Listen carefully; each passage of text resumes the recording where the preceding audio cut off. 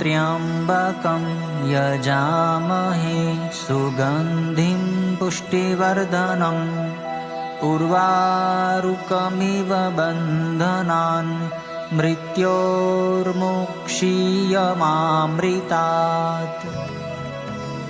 કરોડો બ્રહ્માંડોના નાયક આશુતોષ મહાદેવના દિવ્ય ચરિત્રોનું દિગ્દર્શન કરાવતી પવિત્ર કથા એટલે શિવમહાપુરાણની સત્સંગ ભક્તિ સરિતા। સમસ્ત બ્રહ્માંડોમાં એકમાત્ર વ્યાપ્ત શિવતત્વનું સૂક્ષ્માતિ સૂક્ષ્મ નિરૂપણ કરતું મહર્ષિ વેદવ્યાસ રચિત મહાપુરાણ એટલે શિવમહાપુરાણની સત્સંગ ભક્તિ સરિતા। પૂજ્યપાદ સદગુરુ સ્વામી શ્રી નિર્દોષાનંદ સરસ્વતીજી મહારાજના કૃપાપાત્ર સદશિષ્ય સ્વામી શ્રી ભોલાનંદ સરસ્વતીજી મહારાજના ચરખા મુકામે વિક્રમ સંવત 2081ના ચાતુર્માસ દરમિયાન તેઓશ્રીના શ્રીમુખેથી પ્રવાહિત થયેલી શ્રી શિવમહાપુરાણ સત્સંગ ભક્તિ સરિતા પૂજ્ય શ્રીની અત્યંત સરળ ભાવ ભક્તિપૂર્ણ સુસ્પષ્ટ અને સર્વગ્રાહ્ય સુમધુર વાણી દ્વારા વહેતી આ કથા સરિતા હૃદયમાં પ્રસ્ફુટિત કરે છે અદ્ભુત શિવ ચરણાનુરાગ। શિવોપાસનાનું રહસ્ય પ્રત્યેક કથાની માર્મિક સમજૂતી સાથે અનેક ઐતિહાસિક પ્રસંગોનું સુંદર નિરૂપણ શ્રોતાજનોને મંત્રમુગ્ધ કરે છે। જીવનું શિવ સાથે અનુસંધાન કરાવતી અંતરમાં અનેરો શિવ ભક્તિભાવ જગાડતી અને શિવતત્વ જ્ઞાન વડે મુક્તિનો માર્ગ બતાવતી આ કથાનું રસપાન કરીએ। ચાલો આ શિવમહાપુરાણની સત્સંગ સરિતામાં સ્નાન કરી ધન્યતા અનુભવીએ। પ્રતિદિન સત્સંગ પ્રવચનનું જીવંત પ્રસારણ નિહાળો ગુરુ સાનિધ્ય યુટ્યુબ ચેનલ પર। ઓમ નમો નારાયણાય।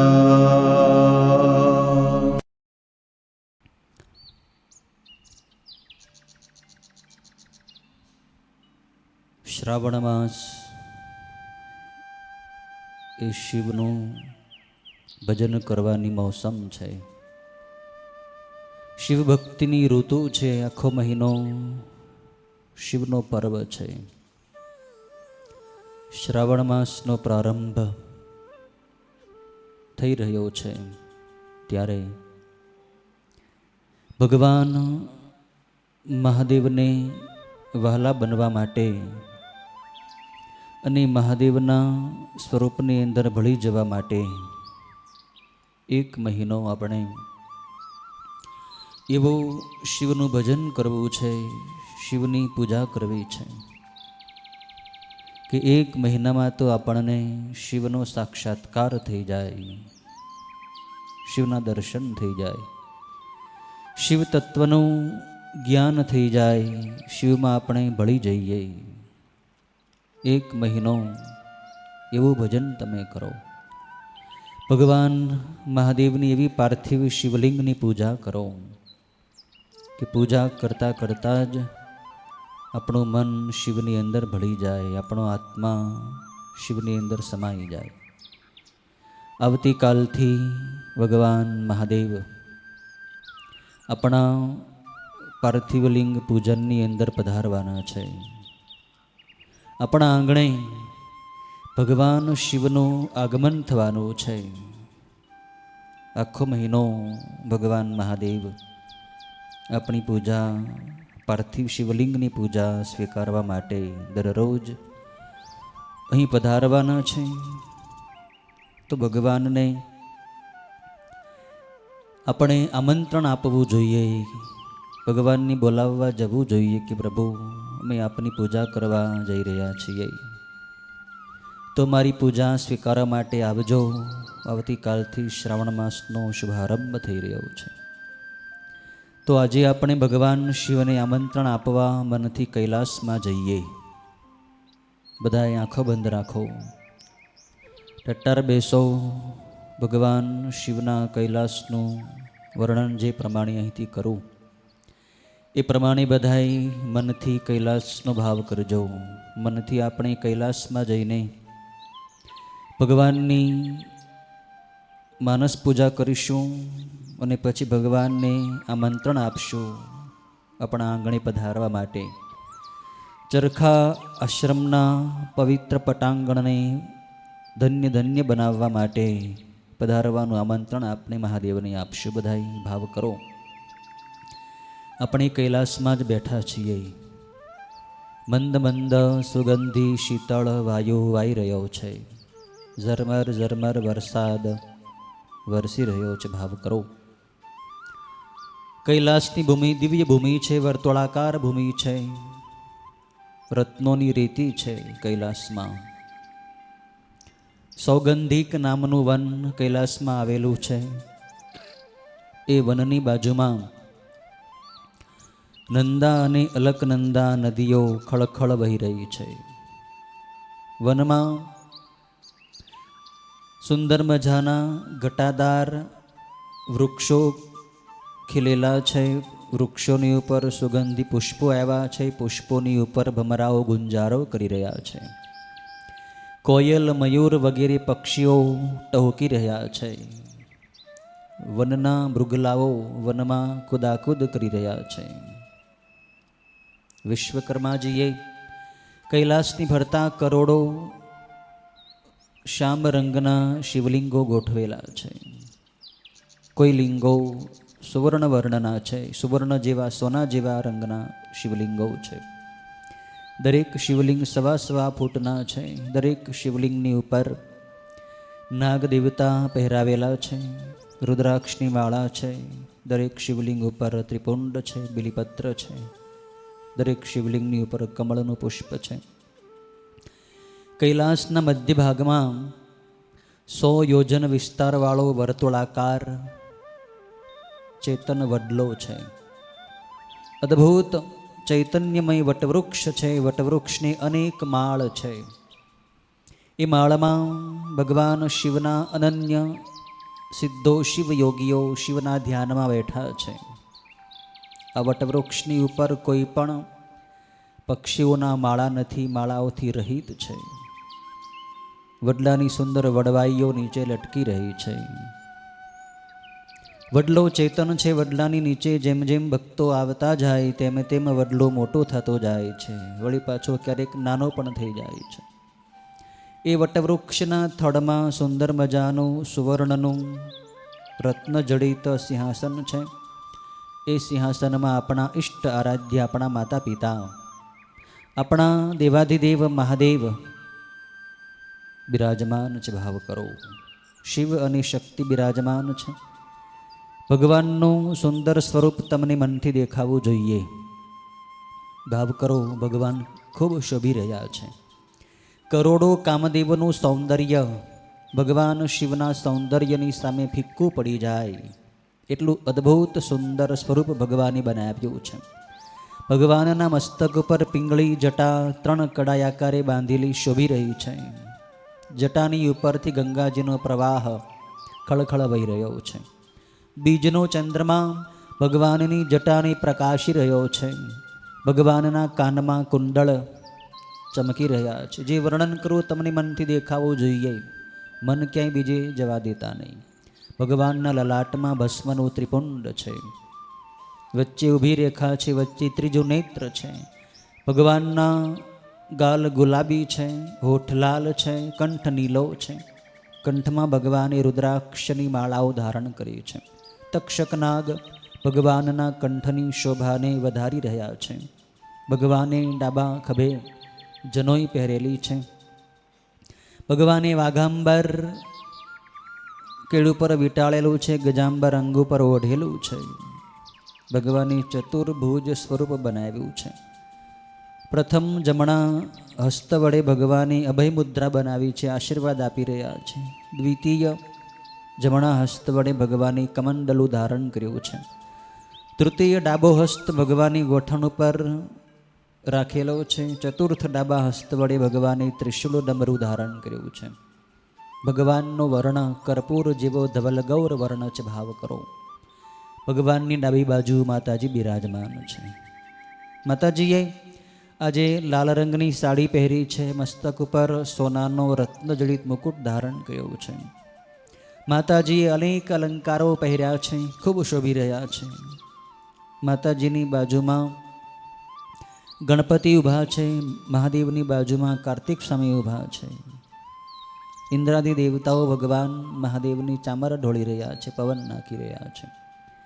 વિષ્ણુ બ્રહ્માદી દેવતાઓ ભગવાનની સ્તુતિ કરી રહ્યા છે. સનકાદી કુમારો ભગવાનની આરતી ઉતારી રહ્યા છે. આજે કૈલાસમાં ખૂબ ગીર્દી છે. આજે બધાય દેવતાઓ, યક્ષો, ગંધર્વો, કિન્નરો ભગવાનને આમંત્રણ આપવા માટે આપણી જેમ આવ્યા છે. બધાય દેવતાઓ, બધાય મનુષ્યો, બધી દેવીઓ, બધા નાગલોકો પણ ભગવાનની આખો શ્રવણ મહિનો પૂજા કરવાના છે, ભક્તિ કરવાના છે, કોઈ ધ્યાન કરવાનું છે આખો મહિનો, કોઈ ઉપવાસ કરવાના છે, કોઈ મૌન રાખવાના છે. બધા શિવની ભક્તિ કરે છે. તો આજે બધાએ આપણી જેમ આમંત્રણ આપવા કૈલાસમાં આવ્યા છે. ખૂબ ગીર્દી છે કૈલાસમાં. યક્ષો, કિન્નરો, ગંધર્વો, રાજર્ષિઓ આવ્યા છે, મોટા મોટા રાજાઓ, મહારાજાઓ, દેવર્ષિઓ, નારદજી વગેરે આવ્યા છે, બ્રહ્મર્ષિઓ, મહર્ષિઓ આવ્યા છે, સપ્તર્ષિઓ પણ, 7 ઋષિઓ પણ આવ્યા છે. ભગવાનના ગણો તો અસંખ્ય છે. આપણે ભગવાનની પાસે પહોંચવું છે, પણ કેમ જવું? બહુ ગીર્દી છે. પણ ભગવાનના જે મુખ્ય ગણ વીરભદ્રજી છે એ આપણને ઓળખી ગયા છે કે આ તો ભગવાનના અનન્ય ભક્તો છે. મૃત્યુલોકમાં દર વર્ષે ભગવાનની માનસ પૂજા કરે છે, પાર્થિવ લિંગની પૂજા કરે છે અને ભગવાનને આમંત્રણ આપવા આવ્યા લાગે છે. આપણા મનને જાણી ગયા છે વીરભદ્રજી, એટલે આપણને બધાયની વચ્ચેથી રસ્તો ખુલ્લો કરી દીધો અને આપણને છેક ભગવાનના ચરણો સુધી પહોંચાડી દીધા. ભાવ કરો, જુઓ, આપણે ભગવાનના ચરણો સુધી પહોંચી ગયા. ભગવાનના ચરણોમાં કમળના પુષ્પો અને બિલીપત્રો મનથી ચડાવી દો અને સાષ્ટાંગ દંડવત પ્રણામ મનથી કરી લો ભગવાનને, માતાજીને. ભગવાનને મનોમન પ્રાર્થના કરી લેજો કે મહાદેવ આપે ખૂબ કૃપા કરી, અમારા જેવા બાળકોને આપે આપના ચરણ સુધી પહોંચાડી દીધા. મહાદેવ આપે ખૂબ કૃપાળુ બન્યા છો મહાદેવ.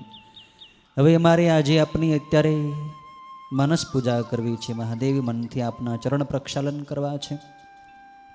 આપના સિંહાસનની નીચે અમે સુંદર મજાનો બાજટ પધરાવ્યો છે સોનાનો. એ બાજટની ઉપર રત્નજડિત ત્રાસ પધરાવ્યો છે સુવર્ણનો.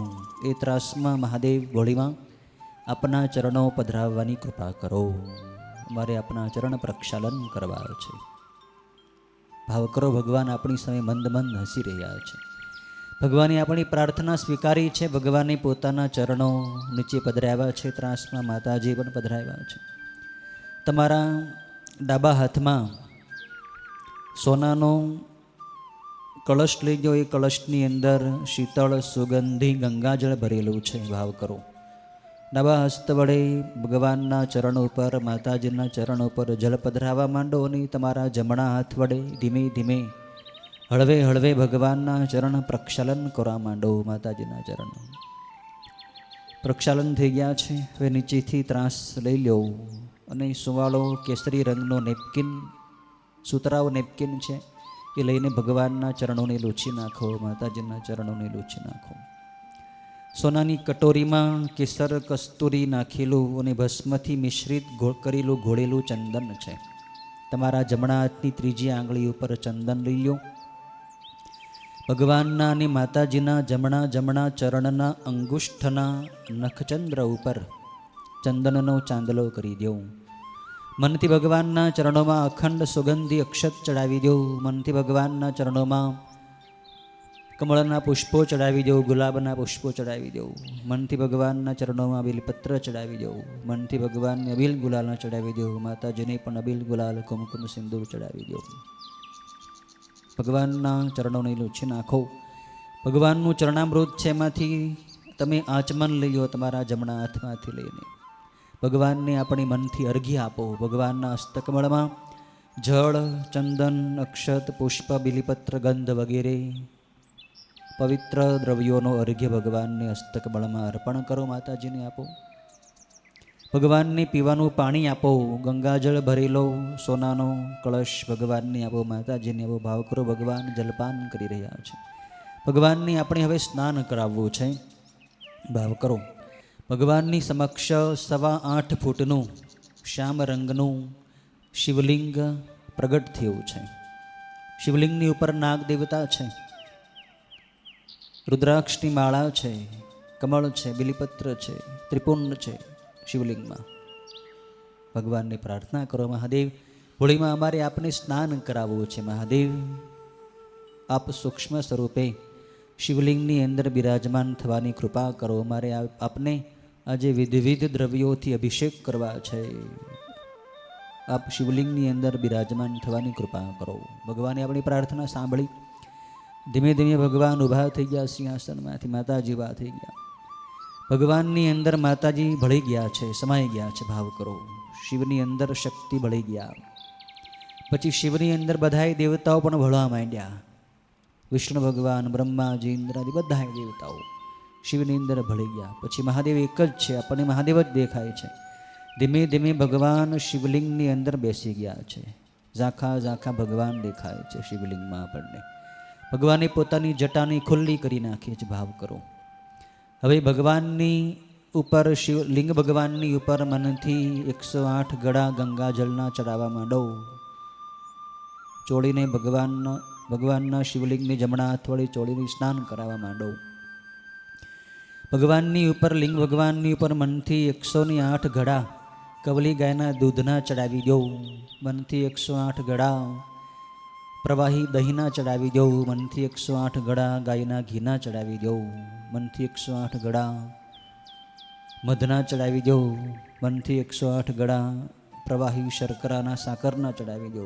શેરડીના રસના 108 ગળા ચડાવી દો. નાળિયેરના જળના 108 ગળા ચડાવી દો. ધાન્યનો અભિષેક કરો. સપ્ત ધાન્યનો. કાળા તલનો અભિષેક કરો. જવનો અભિષેક કરો. ઘઉંનો અભિષેક કરો. ભગવાનને સુગંધી તેલનો અભિષેક કરો. અનેક પ્રકારની ઔષધિઓના જળનો અભિષેક કરો. કેસરના જળનો અભિષેક કરો. ગુલાબ જળનો અભિષેક કરો. અનેક દ્રવ્યોથી અભિષેક કર્યા પછી ભગવાનને શુદ્ધ જળથી સ્નાન કરાવી દો. શુદ્ધોદક સ્નાન. પછી ભગવાનને 1008 ગંગાજળના ગળાની અખંડ ધારા ત્રંબકમ મંત્રથી લિંગ ભગવાનની ઉપર મનથી કરવા માંડો.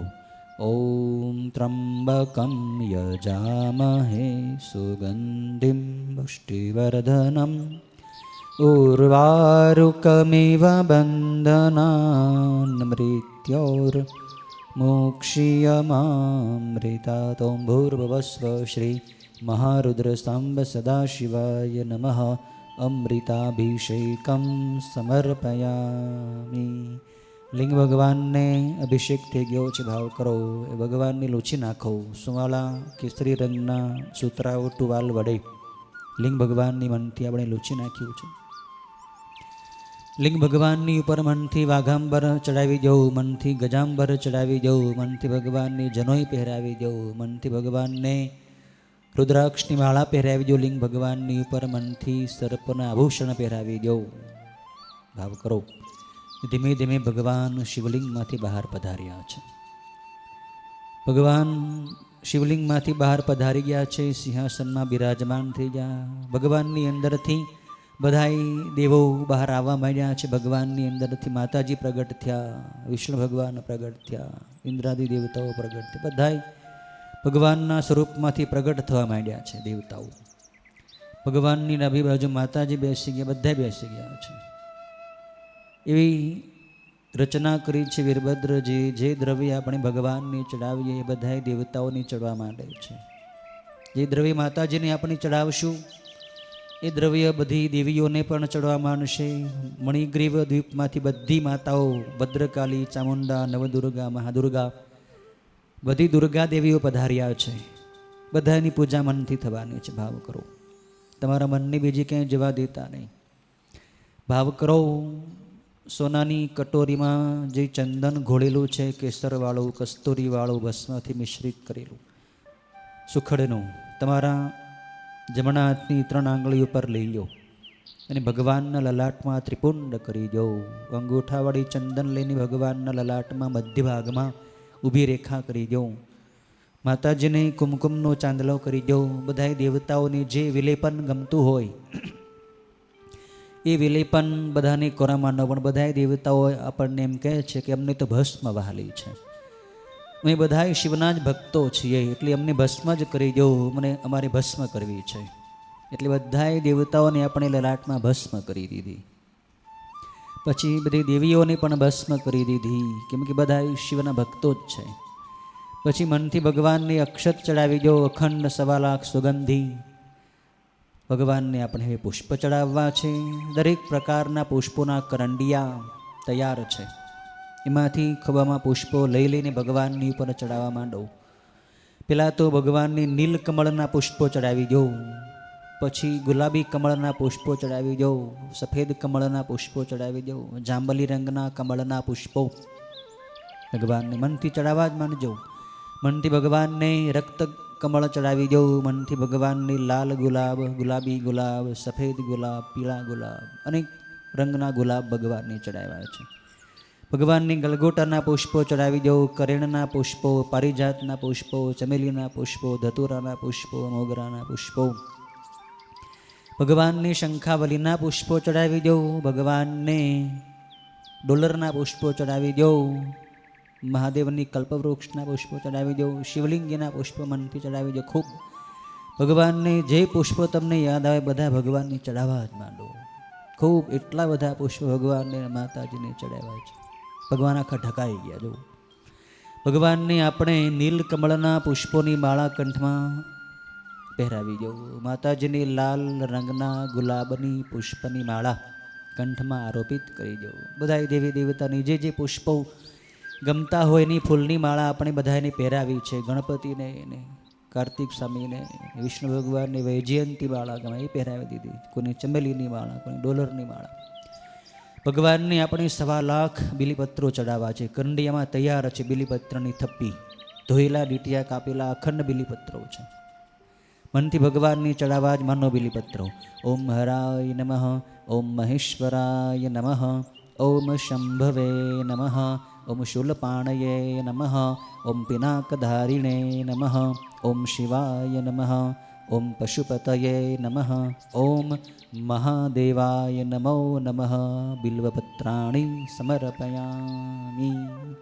ભગવાનને ખૂબ બિલીપત્રો ચડાવ્યા છે 1.25 લાખ. પછી મનથી ભગવાનને અબીલ ચડાવી દો, મનથી ગુલાલ ચડાવી દો. માતાજીને પણ અબીલ, ગુલાલ, કુમકુમ, સિંદૂર ચડાવી દો. મનથી ભગવાનને આપણે ધૂપ આપવો છે. સુગંધી ધૂપ છે. ધૂપિયામાં સોનાનું ધૂપિયું છે. એમાં અગર તગર ગુગળના ધૂપ એમાંથી નીકળી રહ્યા છે. ભગવાનને ધૂપ આવી દો, માતાજીને આવી. આખા કૈલાસમાં ધૂપની સુગંધ સુગંધ સુગંધ પ્રસરી ગઈ. જુઓ ભગવાનને આપણે દીવા બતાવવા છે. સોનાની થાળીમાં રત્નોના 5 દિવેલિયા છે, સુંદર આકારના. એમાં કવલી ગાયના ઘી પૂરેલા છે. એમાં વાટું મૂકેલી છે, વાટું જગેલી છે, તૈયાર છે દીવા. થાળી હાથમાં લઈ લો, ભગવાનને દીવો બતાવી દો, માતાજીને દીવો બતાવી દો. ભગવાનની સામે સોનાની 1008 દીવડાઓની દીપમાળા પણ જગી રહી છે. ઓમકાર લખેલી દીપમાળા છે. મનથી ભગવાનને દીપમાળા બતાવી દો. મહાદેવ જુઓ જુઓ, અમારી દીપમાળા ઉપર દ્રષ્ટિ કરો પ્રભુ. આખા કૈલાસમાં ફરતા ફરતા જેટલા કરોડો શિવલિંગો છે, બધાય શિવલિંગોની સામે એક એક દીવાઓ જગી રહ્યા છે. જ્યાં આપણી દ્રષ્ટિ જાય તે બધી દીવા દીવા દીવા જ દેખાય છે. ખૂબ મહિમા છે દીવાઓ પ્રગટાવીને તો ગુણનિધિ કુબેર બની ગયો. મનથી ભગવાનને આપણે હવે જમાડવા છે.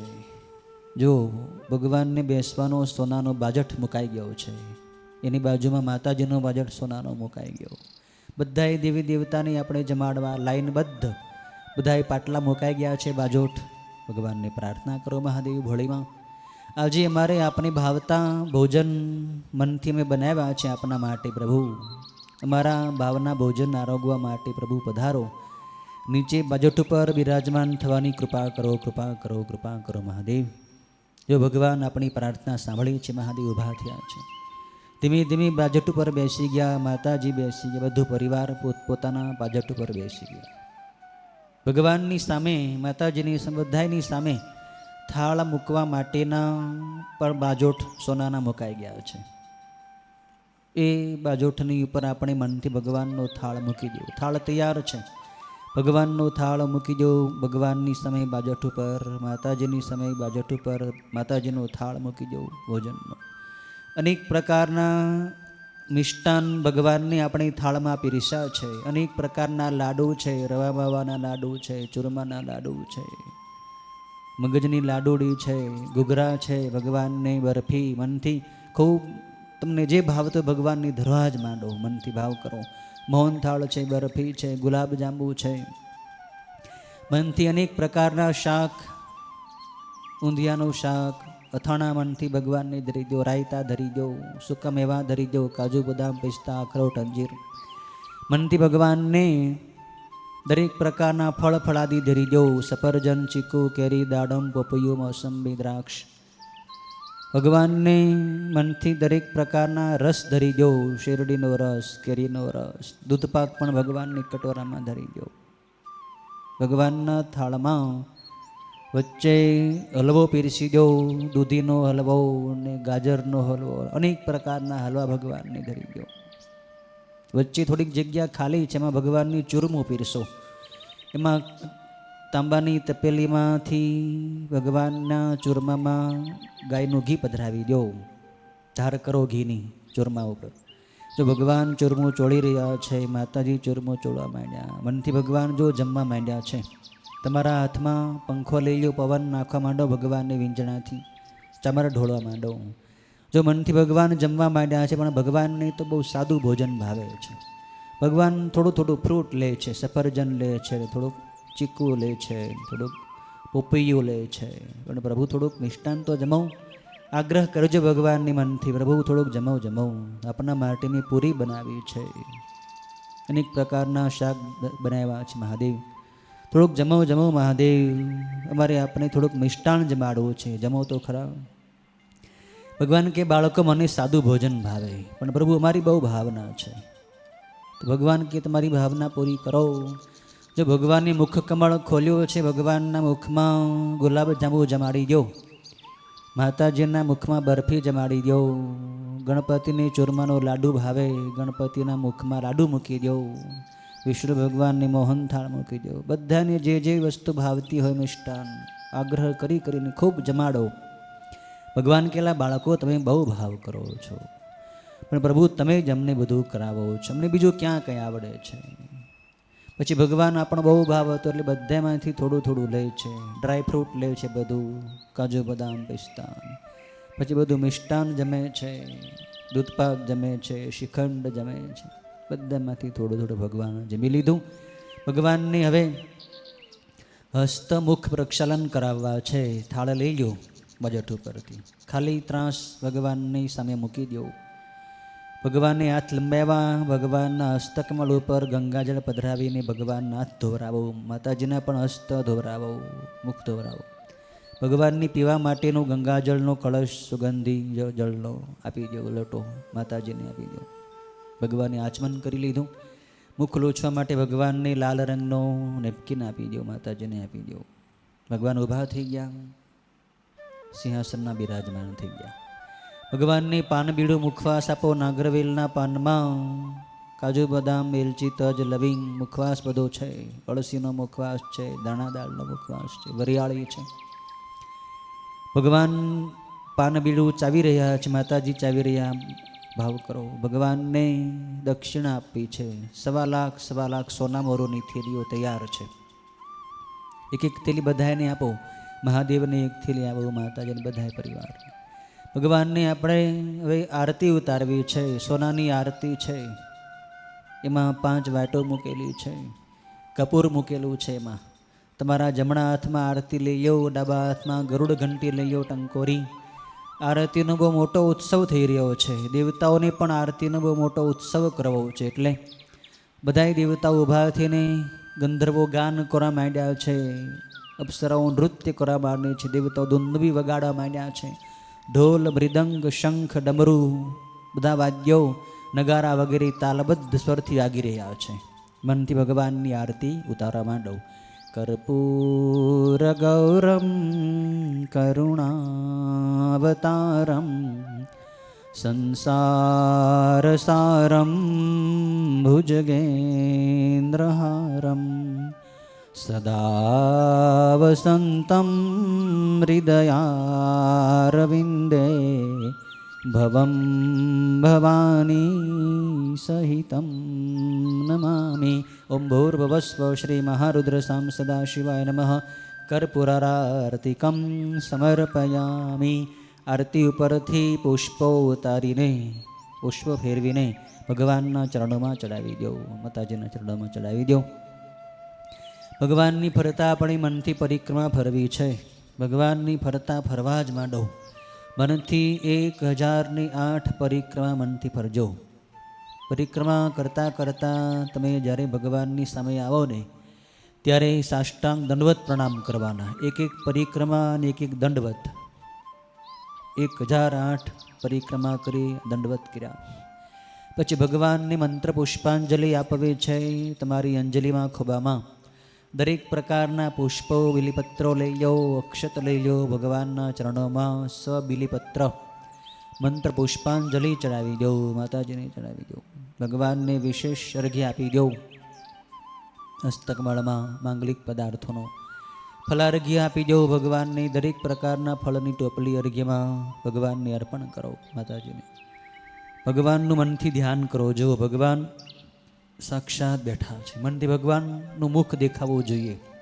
ભગવાન આપણી સામે મંદ મંદ હસી રહ્યા છે. મારા બાળકોએ કઈ ભાવથી મારી પૂજા કરી, ભગવાન કહે છે.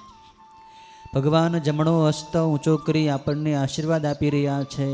આપણી ઉપર કૃપા દ્રષ્ટિ કરી રહ્યા છે. આપણને અભયદાન આપી રહ્યા છે. મનથી ભગવાનના ચરણ કમળોમાં સાષ્ટાંગ દંડવત નમસ્કાર કરી ભગવાનના ચરણ સ્પર્શ કરી ભગવાનની સામે બેસી જાઓ અને મનથી હાથ જોડી ભગવાનને રડતા રડતા ભાવથી બધાએ પ્રાર્થના કરજો. બધાએ બોલજો, હે નાથ, હે પ્રભુ, હે હૃદયેશ્વર, હે પ્રાણેશ્વર, હે સર્વેશ્વર, હે મહેશ્વર, હે દીનબંધો, હે કૃપા સિંધો, હે નોધારાના આધાર, હે પતિત પાવન, હે ભક્તવત્સલ મહાદેવ, હે ભોળાનાથ, હે ભોળી માં, અમે આપના છીએ, આપ અમારા છો. આપના બાળકોનું આ જગતમાં આપ સિવાય બીજું કોઈ નથી. ગમે તેવા તોય, ગાંડા ઘેલા તોય અમે આપના છીએ અને ભવો ભવ આપના જ રહેવાના છીએ. માટે હે મહાદેવ, આપના બાળકોને આપના દિવ્ય સ્વરૂપમાં સમાવી લો. હે ભોળી માં, હે ભોળાનાથ, અનંત જન્મોથી આપનાથી અમે વિખૂટા પડી ગયા છીએ. આ સંસારમાં ભૂલા પડી ગયા છીએ, ભટકી રહ્યા છીએ. હે મહાદેવ, હે ભોળી માં, હવે આ જગતમાં અમારે રહેવું નથી. આપના ધામમાં લઈ જાઓ. આપે તો અનેક પાપીઓનો, અનેક દુષ્ટોનો ઉદ્ધાર કર્યો છે. આપના બાળકો ક્યાં એવા પાપી છે? આપના બાળકો તો આપના શરણે થઈ ગયા છે. માટે હે મહાદેવ, હે ભોળી માં, આપનો વહાલ ભરેલો, પ્રેમ ભરેલો વરદ હસ્ત અમારા મસ્તક ઉપર પધરાવી દો. આ સંસાર સાગરમાં અમે ડૂબી રહ્યા છીએ, તણાઈ રહ્યા છીએ. હાથ લંબાવો, ડૂબતા બાળકનો સહારો બનો, બચાવી લો. તમે નહીં બચાવો તો બીજું કોણ બચાવશે? આપ સિવાય બીજા કોઈને અમે જાણતાય નથી, માનતાય નથી. સંપૂર્ણ ભાવે આપના શરણે થઈ ગયા છીએ. માટે હે મહાદેવ, એકવાર આપના બાળકોને આપના દર્શન કરાવી દો. હે પ્રભુ, આપના માર્ગના અમે સાવ અજાણ્યા છીએ. અમને કાંઈ આવડતું નથી. પૂજા આવડતી નથી, મંત્રોય આવડતા નથી.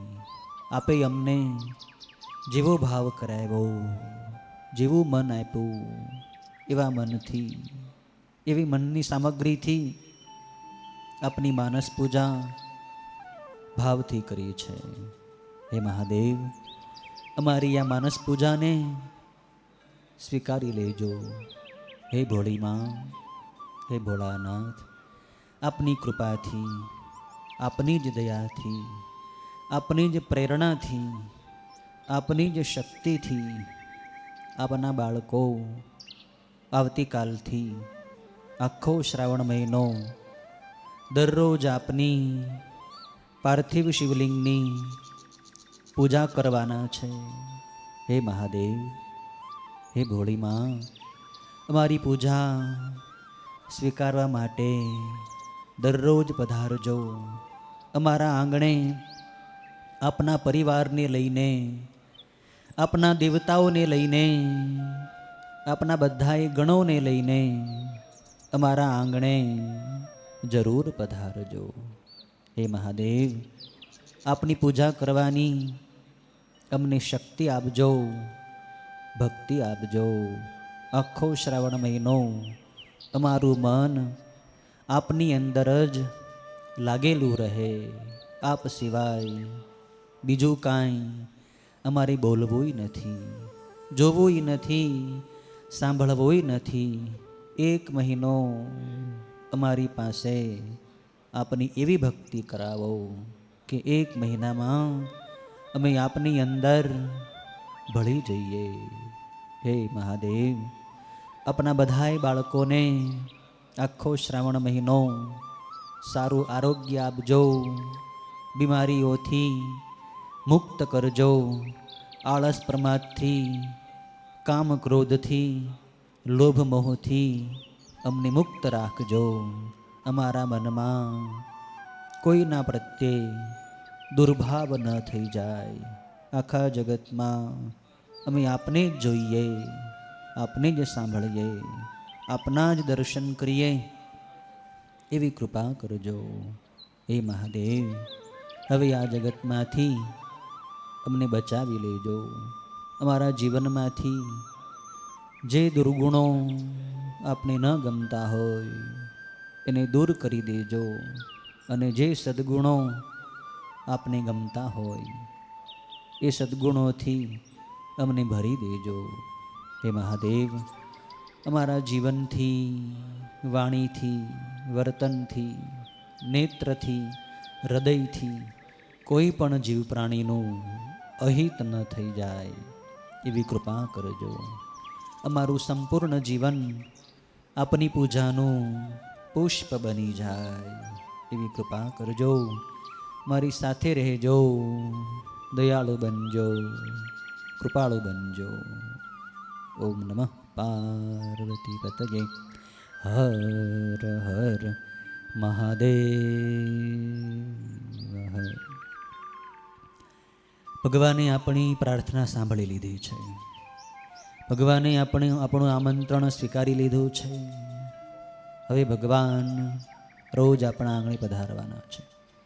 તો એના માટે તમે જેટલી તૈયારી કરવી હોય એ બધી કરજો.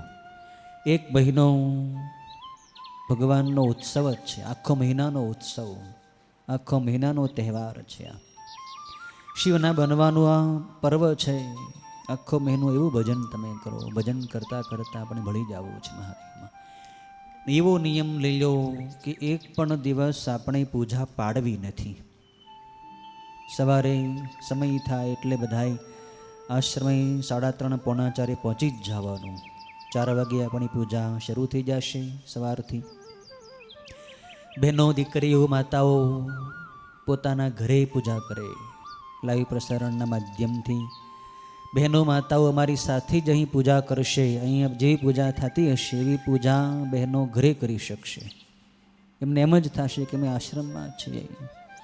આપણા આશ્રમના નિયમ પ્રમાણે, આશ્રમની મર્યાદા પ્રમાણે બહેનો માતાઓ અહીં પૂજામાં ન આવી શકે પુરુષોની સાથે. બાકી એમને જો છૂટ આપીએ તો બહેનોને તો એટલો બધો ભાવ છે કે આશ્રમમાં પુરુષો કરતાં એ બહેનોની સંખ્યા પૂજામાં વધી જાય એમ છે. પણ આપણી મર્યાદા આપણી પાળવાની છે. બહેનોએ પોતાના પતિ હોય, પોતાના દીકરાઓ હોય, તમારા ભાઈઓ હોય, એને તમે આશ્રમે મોકલો.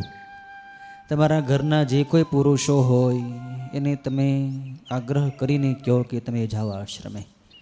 એક મહિનો તો પૂજા કરો, આખું વર્ષ તમે કાંઈ કરતા નથી, પણ એક દિવસ તો જાઓ, એકવાર તો પૂજા કરો.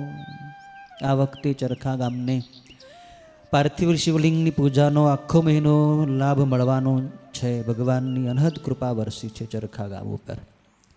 તો આ વખતે તો આપણે એક પણ દિવસ પાડવો નથી. પાર્થિવલિંગ પૂજાનો કેટલો બધો મહિમા છે. અજાણતાએ પૂજા કોઈ કરી જાય, પૂજાના દર્શને કરી લે તો એના બધાય પાપ તો બળી જ જાય, એને મોક્ષ મળી જાય છે. આટલો અદ્ભુત મહિમા છે પાર્થિવ શિવલિંગની પૂજાનો. તમે સોનાનું કે પારાનું શિવલિંગ પૂજો એના કરતાંય માટીનું શિવલિંગ પૂજો ને, એનો બહુ મહિમા છે. તો અહોભાગ્ય આપણા કે આવી પૂજા કરવા આપણને મળી રહી છે. નહીંતર મોટા મોટા વડાપ્રધાનો હોય, નેતાઓ હોય, એને આવી પૂજા કરવા ન મળે. કરોડોપતિ માણસો છે તોય એને આવો લાભ નહીં મળે પાર્થિવ પૂજાનો. પૈસા તો બધાની પાસે, શું કામનું, પણ આવી પૂજા ક્યારે મળે, આવો આશ્રમ ક્યારે મળે, આવો મહિનો, શ્રાવણ મહિનો આખો ભગવાનની શિવપુરાણની કથા સાંભળવાનો અવસર ક્યારે મળે. એટલે ભગવાન આજે આ વખતે આપણી ઉપર એટલા બધા કૃપાળુ બન્યા છે કે ભગવાનની ઈચ્છા છે કે આ વર્ષે તો મારે આ બધાય બાળકોનું કલ્યાણ કરી જ નાખવું છે, આપણું કલ્યાણ થઈ જ જવાનું છે, એવો વિશ્વાસ રાખજો, શ્રદ્ધા રાખજો. એટલે બધાય તૈયાર થઈ જાઓ. આખો મહિનો બધા સંયમ પાળજો, પવિત્ર રહી જાઓ. એક મહિનો તો લસણ ડુંગળી ખાવા નહીં, એક મહિનો વ્યસન છોડી દો, એક મહિનો કોઈની નિંદા છોડી દો, ઈર્ષા છોડી દો, રાગ દ્વેષ છોડી દો, એક મહિનો ઓછું બોલો, એક મહિનો મિતાહાર કરો, એકટાણું કરો, શરીરની અનુકૂળતા હોય એ પ્રમાણે તમે આહાર લો. બહુ વધારે ખાવું નહીં, જેથી મનમાં આળસ ન આવે. કોઈ ભોંય પથારીએ સુવાનો નિયમ લો, બ્રહ્મચર્યનું પાલન કરો. કોઈ મૌન રાખે, કોઈ 1 કલાક મૌન રાખે, કોઈ 2 કલાક મૌન રાખે. તમારી અનુકૂળતા પ્રમાણે કોઈ સાંજે સૂર્યાસ્ત પછી મૌન રાખે. બોલવું જ નહીં, વધારાની વાતો કરવી નહીં, સંસારની કોથળી કરવી નહીં. આવા બધા નિયમ લો. નિયમથી મન તમારું કાબૂમાં રહેશે. 1 મહિનો બાલ દાઢી કરવા નહીં, 1 મહિનો તમે દેહભાન ભૂલી જાઓ. રોજ તમે બાલ બનાવ્યા જ કરો, દાઢીઓ કર્યા જ કરો, અરીસામાં જોયા જ કરો, તો દેહ ભાવ થાય કે હું કેટલો રૂપાળો છું. પણ શરીરનું રૂપ શું કામનું? ચામડું છે, આ તો માંસ હાડકાં છે, એમાં ગંધારું શરીર છે, આમાં કાંઈ સારું નથી. એટલે શરીરનો મોહ 1 મહિનો છોડી દો. 1 મહિનો બાલ બનાવતા નહીં. શિવની જેમ જટા બનાવો, શિખા રાખો, ભસ્મ લગાડેલી રાખો. ભસ્મ અને રુદ્રાક્ષ વગર રહેતા નહીં. આખો મહિનો રોજ ભસ્મ તો કરજો જ, રુદ્રાક્ષ પહેરજો. કદાચ પૂજા ન થઈ શકે તો માનસ પૂજા કરજો. કોઈ કદાચ બીમાર હોય તો એની માનસિક પૂજા સંભળાવજો. આવી તો મનથી એનું મન ભગવાન બારે. માનસ પૂજા 1000 ગણી ઉત્તમ છે. બહારની પૂજા આપણે કરીએ એ કરતાં જેમ આપણે અત્યારે માનસ પૂજા કરીએ 1000 ગણી ઉત્તમ છે. સીધું મન જ ભગવાનમાં લાગી જાય ને ખૂબ કિંમતી ભગવાનને આપણે બધું ચડાવી શકીએ. નહીંતર આપણી પાસે ક્યાં સોના મોરો છે, આપણી પાસે ક્યાં એવા કાંઈ 56 ભોગ છે કે ભગવાનને રોજ ગુલાબ જાંબુ જમાડીએ. આપણે તો ભગવાનના ગરીબડા બાળકો છીએ. ભગવાનને રોજ તમારે કેવું, મહાદેવ અમે તમારા ગરીબડા દીકરાઓ છે પ્રભુ, કાંઈ અમારી પાસે છે નહીં. જે કંઈ થોડું ઘણું છે, થોડાક પાંદડા, થોડાક ફૂલ, થોડુંક અબીલ ગુલાલ ને થોડુંક પાણી, એ તમે અમને આપ્યું છે, એ અમે તમને આપીએ છીએ. બાકી અમે તો સાવ ખાલી છીએ મહાદેવ. એટલે મનથી તમે બધું ભગવાનને કરી શકો. મનથી જેવું તમારે ભાવ કરો એ બધું કરી શકો. કિંમતી સામગ્રી ચડાવી શકો, ભગવાનને મુગટ પહેરાવી શકો, હાર પહેરાવી શકો સોનાના. ભાવથી ભગવાન પ્રસન્ન થાય છે. વસ્તુ ભગવાનની ગમતી નથી, ભાવ ગમે છે. ખૂબ ભાવ કરજો. 1 મહિનો તો ભગવાનની પાસે રોજ રડજો જ. આપણા ગુરુજી કેટલું રડતા. આ રડવાનો મહિનો છે. રડી રડી ભગવાનની પાસે આપણે હૃદયને ચોખ્ખું કરી નાખવું, નિર્મળ કરી નાખવું છે. જે કાંઈ પાપ આપણે કર્યા હોય, જે ભૂલ કરી હોય, જે અપરાધ કર્યા હોય, ભગવાનને ન ગમતું કામ આપણે કરી લીધું હોય, એ બધું ભગવાનને કહી દેવાનું, પ્રભુ આ બધું જાણો છો, હું કેવો છું બધી આપને ખબર છે. એક જન્મની નહીં, દરેક જન્મોના કર્મોની કહાની આપ બધી જાણો છો. જો અમે અમારા કર્મોની કિતાબના કાળા પાના તમારી પાસે ખોલવા બેસીએ ને તો આમાં એટલા બધા પાપ નીકળે, તમને અમારી સામે જોવાનું મન ન થાય. પણ તમે તો ભોળા છો, દયાળુ છો, એટલે તમે અમને માફ કરો છો, એટલે મારું ગાડું ચાલે. નહીંતર અમને કોણ અપનાવે મહાદેવ, અમારી જેવાને કોણ બોલાવે? અમારી પૂજા તમે થોડા સ્વીકારો. પણ આપ તો દયાળુ છો એટલે અમને જતા કરો છો, આંખ આડા કાન કરી અને ગાડું ચલાવો છો કે આજે મારો દીકરો સુધરી જશે, આજે સુધરશે, કાલે સુધરશે.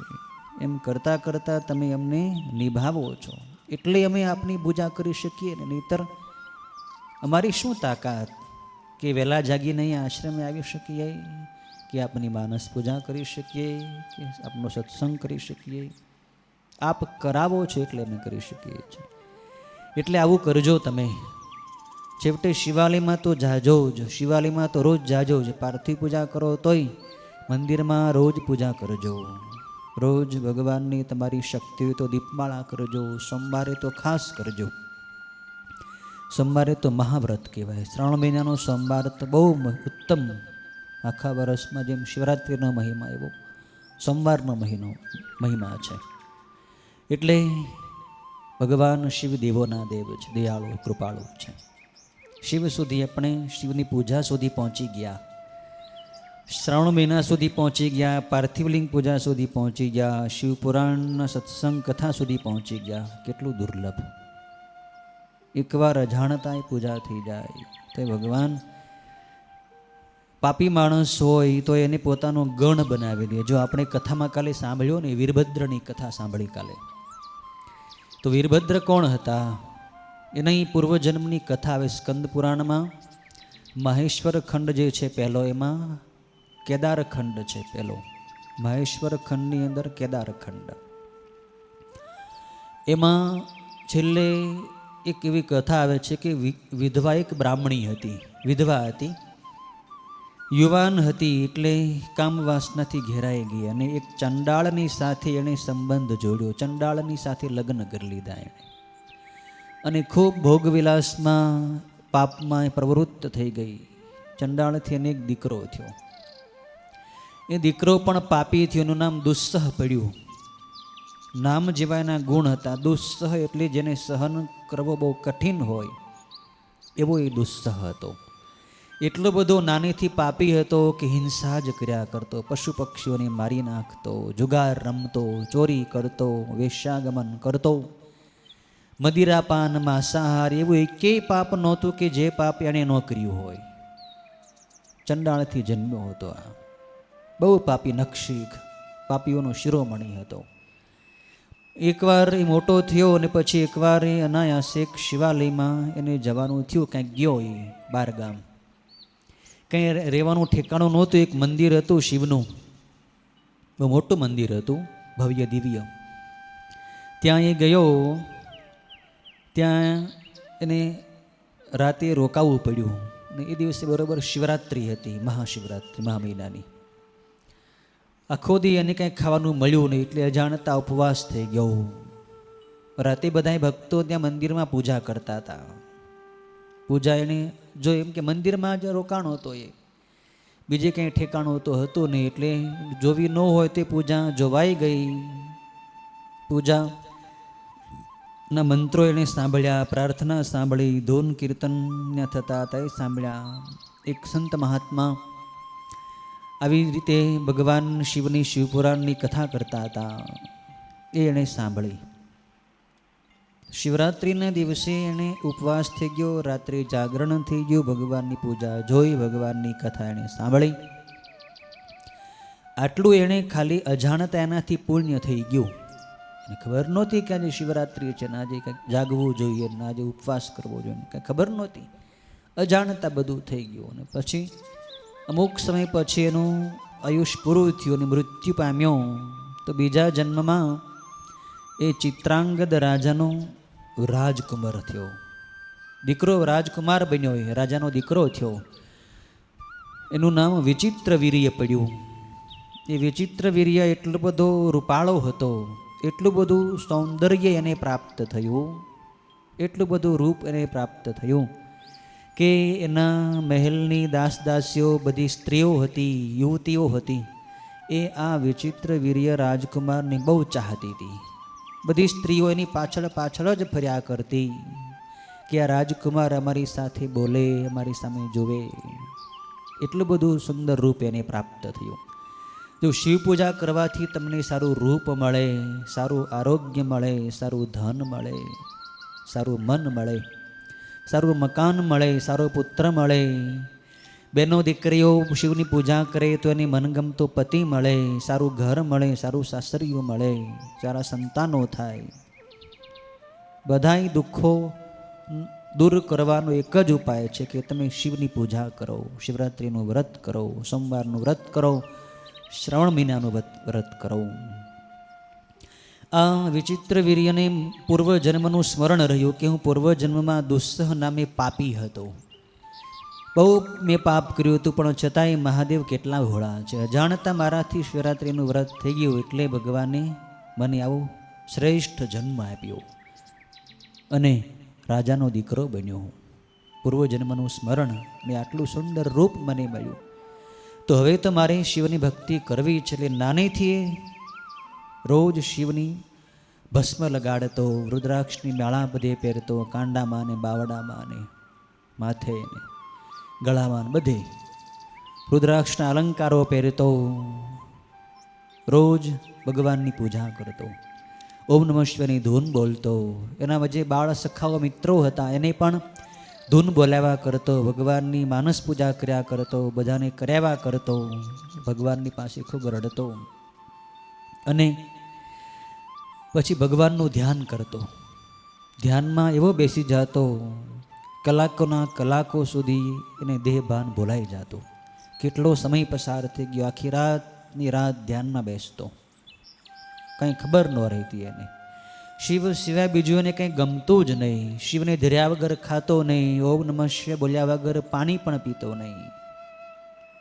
ખાવું પીવું, હરવું ફરવું, બોલવું ચાલવું બધું મહાદેવ મહાદેવ મહાદેવ મય હતું આખું. એમ કરતાં કરતાં એની ભક્તિ એટલી પરિપક્વ થઈ ગઈ કે એને પછી છેલ્લી ઉંમરમાં તત્વજ્ઞાન થઈ ગયું. એવું એને સમજાઈ ગયું કે જગતમાં જે કાંઈ છે એ બધું શિવ શિવ અને શિવ જ છે. પછી એની પૃથ્વી પણ શિવ દેખાતી, જળ શિવ દેખાતું, તેજ વાયુ આકાશ બધું શિવ જ દેખાતું. દરેક સ્ત્રીઓમાં એ પાર્વતીમાના દર્શન કરતો. એને લગ્ન ન કર્યા, વિવાહ ન કર્યા. એને ખ્યાલ આવી ગયો હતો કે સંસારમાં સુખ નથી, સંસારમાં પડીએ, ગૃહસ્થી બનીએ એટલે કેટલી બધી જંજાળ. કેટલી બધી રાજકુંવરીઓ એને પરણવા માટે તૈયાર હતી. દેશ વિદેશની બધી રાજકુંવરીઓ એને ચાહતી હતી, એને પરણવા આવતી હતી, પણ આ બધાને ના પાડતો, નહીં, હું તો શિવનો છું, મેં મારું સંપૂર્ણ જીવન શિવને સમર્પિત કરી દીધું છે. એટલે નૈષ્ઠિક બ્રહ્મચારી રહ્યો, આ જીવન પર્યંત એણે શિવનું ધ્યાન કર્યું અને શિવયોગ એને પ્રાપ્ત થઈ ગયો. મહાન શિવયોગી થઈ ગયો. એનું મન શિવની અંદર ભળી ગયું, એનો આત્મા શિવમય બની ગયો. તત્વજ્ઞાન એને થઈ ગયું, બ્રહ્મ જ્ઞાન થઈ ગયું, શિવથી અભિન્ન થઈ ગયો, શિવની અંદર ભળી ગયો. શિવની સાયુજ્ય મુક્તિ એ પામી ગયો, ભગવાનના ધામમાં ગયો.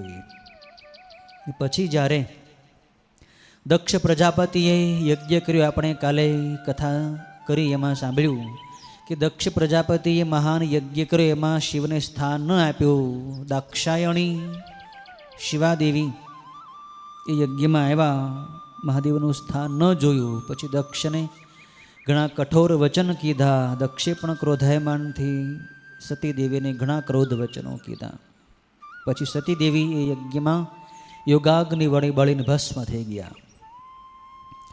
મહાદેવને સમાચાર મળ્યા એટલે મહાદેવી જટા પછાડી અને પૂર્વ તરફના ભાગમાંથી જે વીરભદ્ર નામે ગણ પ્રગટ થયો, એ વીરભદ્ર એ જ આ વિચિત્ર વીર્ય જે પૂર્વ જન્મમાં દુસ્સહ હતો, એ જ વિચિત્ર વીર્યને ભગવાને પોતાનો ગણ બનાવી દીધો, અને એ પણ મોટામાં મોટો ગણ વીરભદ્ર. તમે કલ્પના તો કરો, ક્યાં પેલો દુસ્સહ પાપી અને ક્યાંથી ક્યાં પગી ગયો. શિવનું શિવરાત્રિનું વ્રત એણે કર્યું ભગવાનનું અજાણતા, એમાં એને ભગવાનની કૃપા ઉતરી ગઈ ને છેક શિવનું ભજન કરતાં કરતાં કરતાં કરતાં છેક ભગવાનના ગણપદ એને પ્રાપ્ત થઈ ગયું. કેટલું પરાક્રમ એમાં હતું, કેટલું તેજ, કેટલું બળ, કે ભગવાન વિષ્ણુને પણ એણે હરાવી દીધા. મેં કાલે જોયું કે વિષ્ણુ ભગવાનને કેટલા કઠોર વચનો કહે છે વીરભદ્ર, કે તમે મહાદેવના સોગંદને કેમ ઓળંગી દીધા? તમને ખબર નહોતી મહાદેવ કોણ છે? અને તમે આ યજ્ઞમાં ભાગની લાલચ કરી, તમે આ યજ્ઞમાં આવ્યા, હું તમને ઘોર દંડ દઈશ, હું તમને ચીરી નાખીશ, પૃથ્વી ઉપર પછાડી દઈશ, આકાશમાં ફેંકી દઈશ. કેટલું પરાક્રમ છે વીરભદ્રની અંદર.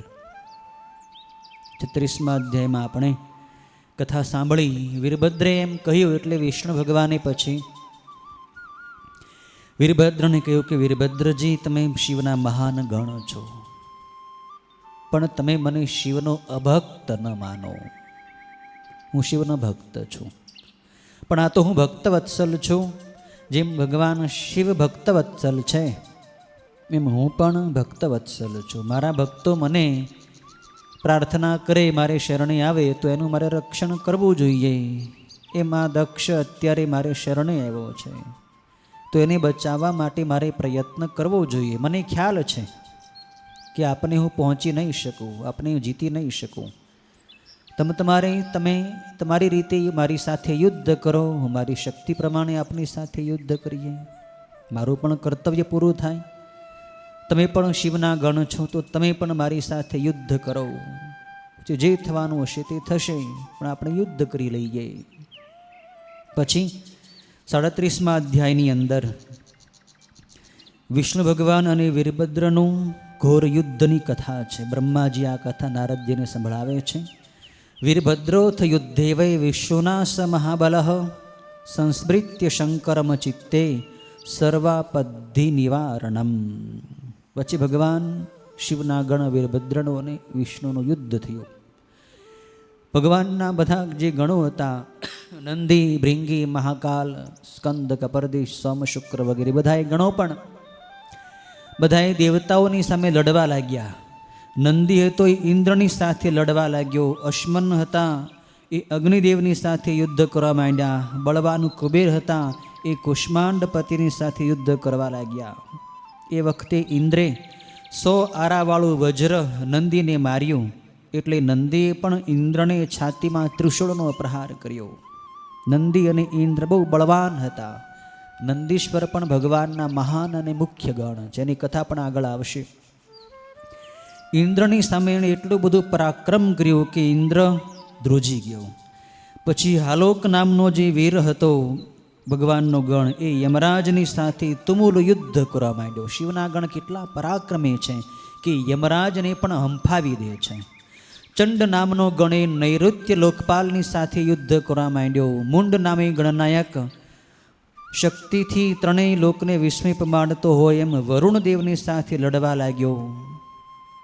વાયુદેવે ભૃંગી નામના ગણને પોતાનું અસ્ત્ર માર્યું, ત્યારે ભૃંગીએ પણ વાયુને ત્રિશૂળ માર્યું.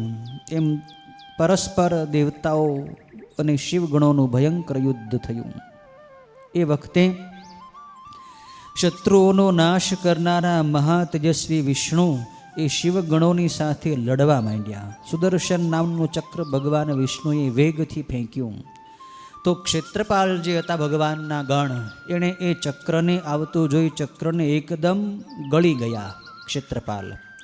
તો વિષ્ણુ ભગવાને એનું ગળું દબાવીને એ ચક્રને ઓકાવી કાઢ્યું.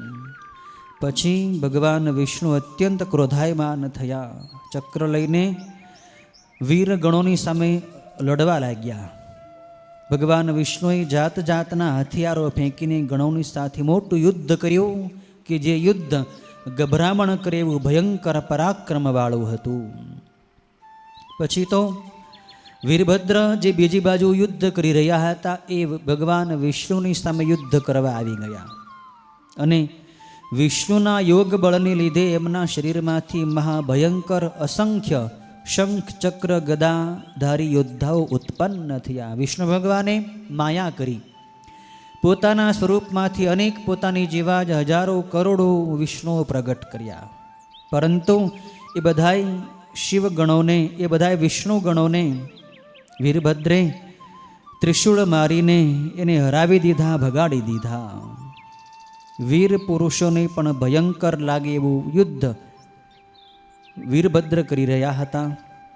શિવ સ્વરૂપ અધીન આત્મા વીરભદ્રે પ્રલય કાળના સૂર્ય સમાન કાંતિવાળા મહાભયંકર એ વિષ્ણુ ભગવાનના ચક્રને પણ થંભાવી દીધું.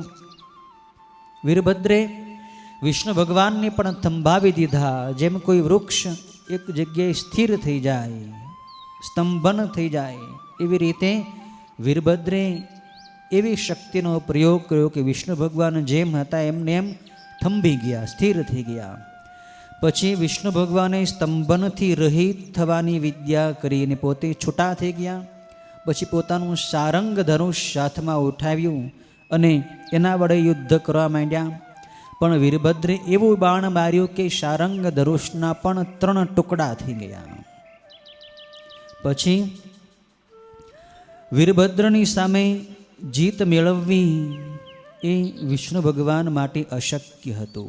વિષ્ણુ ભગવાન જાણી ગયા કે આ બધું ભવિષ્ય સતીને લીધે જ બન્યું હતું, જેથી એમના શત્રુઓ માટે સહન કરવું મુશ્કેલ હતું.